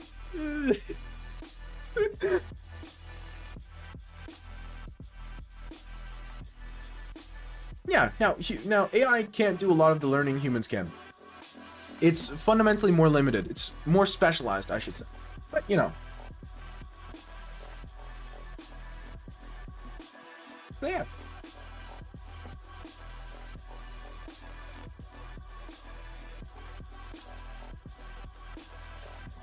Yeah, it probably is a step, but there's not really proof of that one way or another currently. It's difficult to know where it's going to stop. Maybe I don't. Maybe you're right. I try to keep up with the news, but it's hard to. I'm pretty happy with this thing. I've got a CPU's a Ryzen 5 7600, which is nice because it didn't break the bank when I bought it, but also got me on AM5. So the plan is I'm going to wait until AMD releases the last generation of parts for AM5, and then I'm going to get the highest end one there is. That's the plan. So like the theoretical Ryzen 9 11950 X3D, assuming they do another 2 gens, which is not guaranteed, but you know, we know Ryzen 9 is going to be on it, but we know Ryzen 9000 is going to be on it, but we don't know them. I was talking about the CPU on my computer. And about a CPU that doesn't exist. As a proof of concept. To prove a point. A dumb point, but a point nonetheless. Okay, now I've stayed online way longer than I planned to. I'm going to bed. You get me talking about like AI and the computers and stuff. I'm a half step away from a computer science major. The Arch memes? Of course I know about the Arch memes. I'm an Arch user, by the way. Of course I know about the Arch. Why do you think I never mention that I use Arch? I can't. I have to be so careful.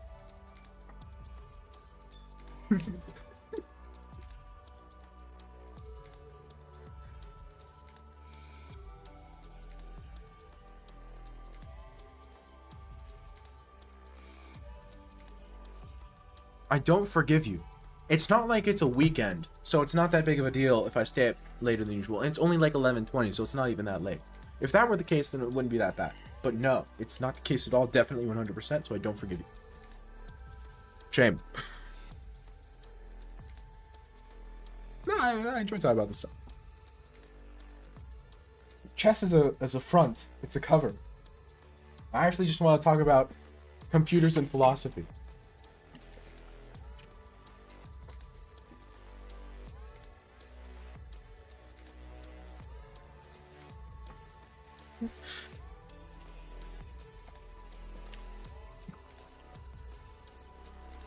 Problem is I don't know enough about either yet to have anything too meaningful to say. Anywho.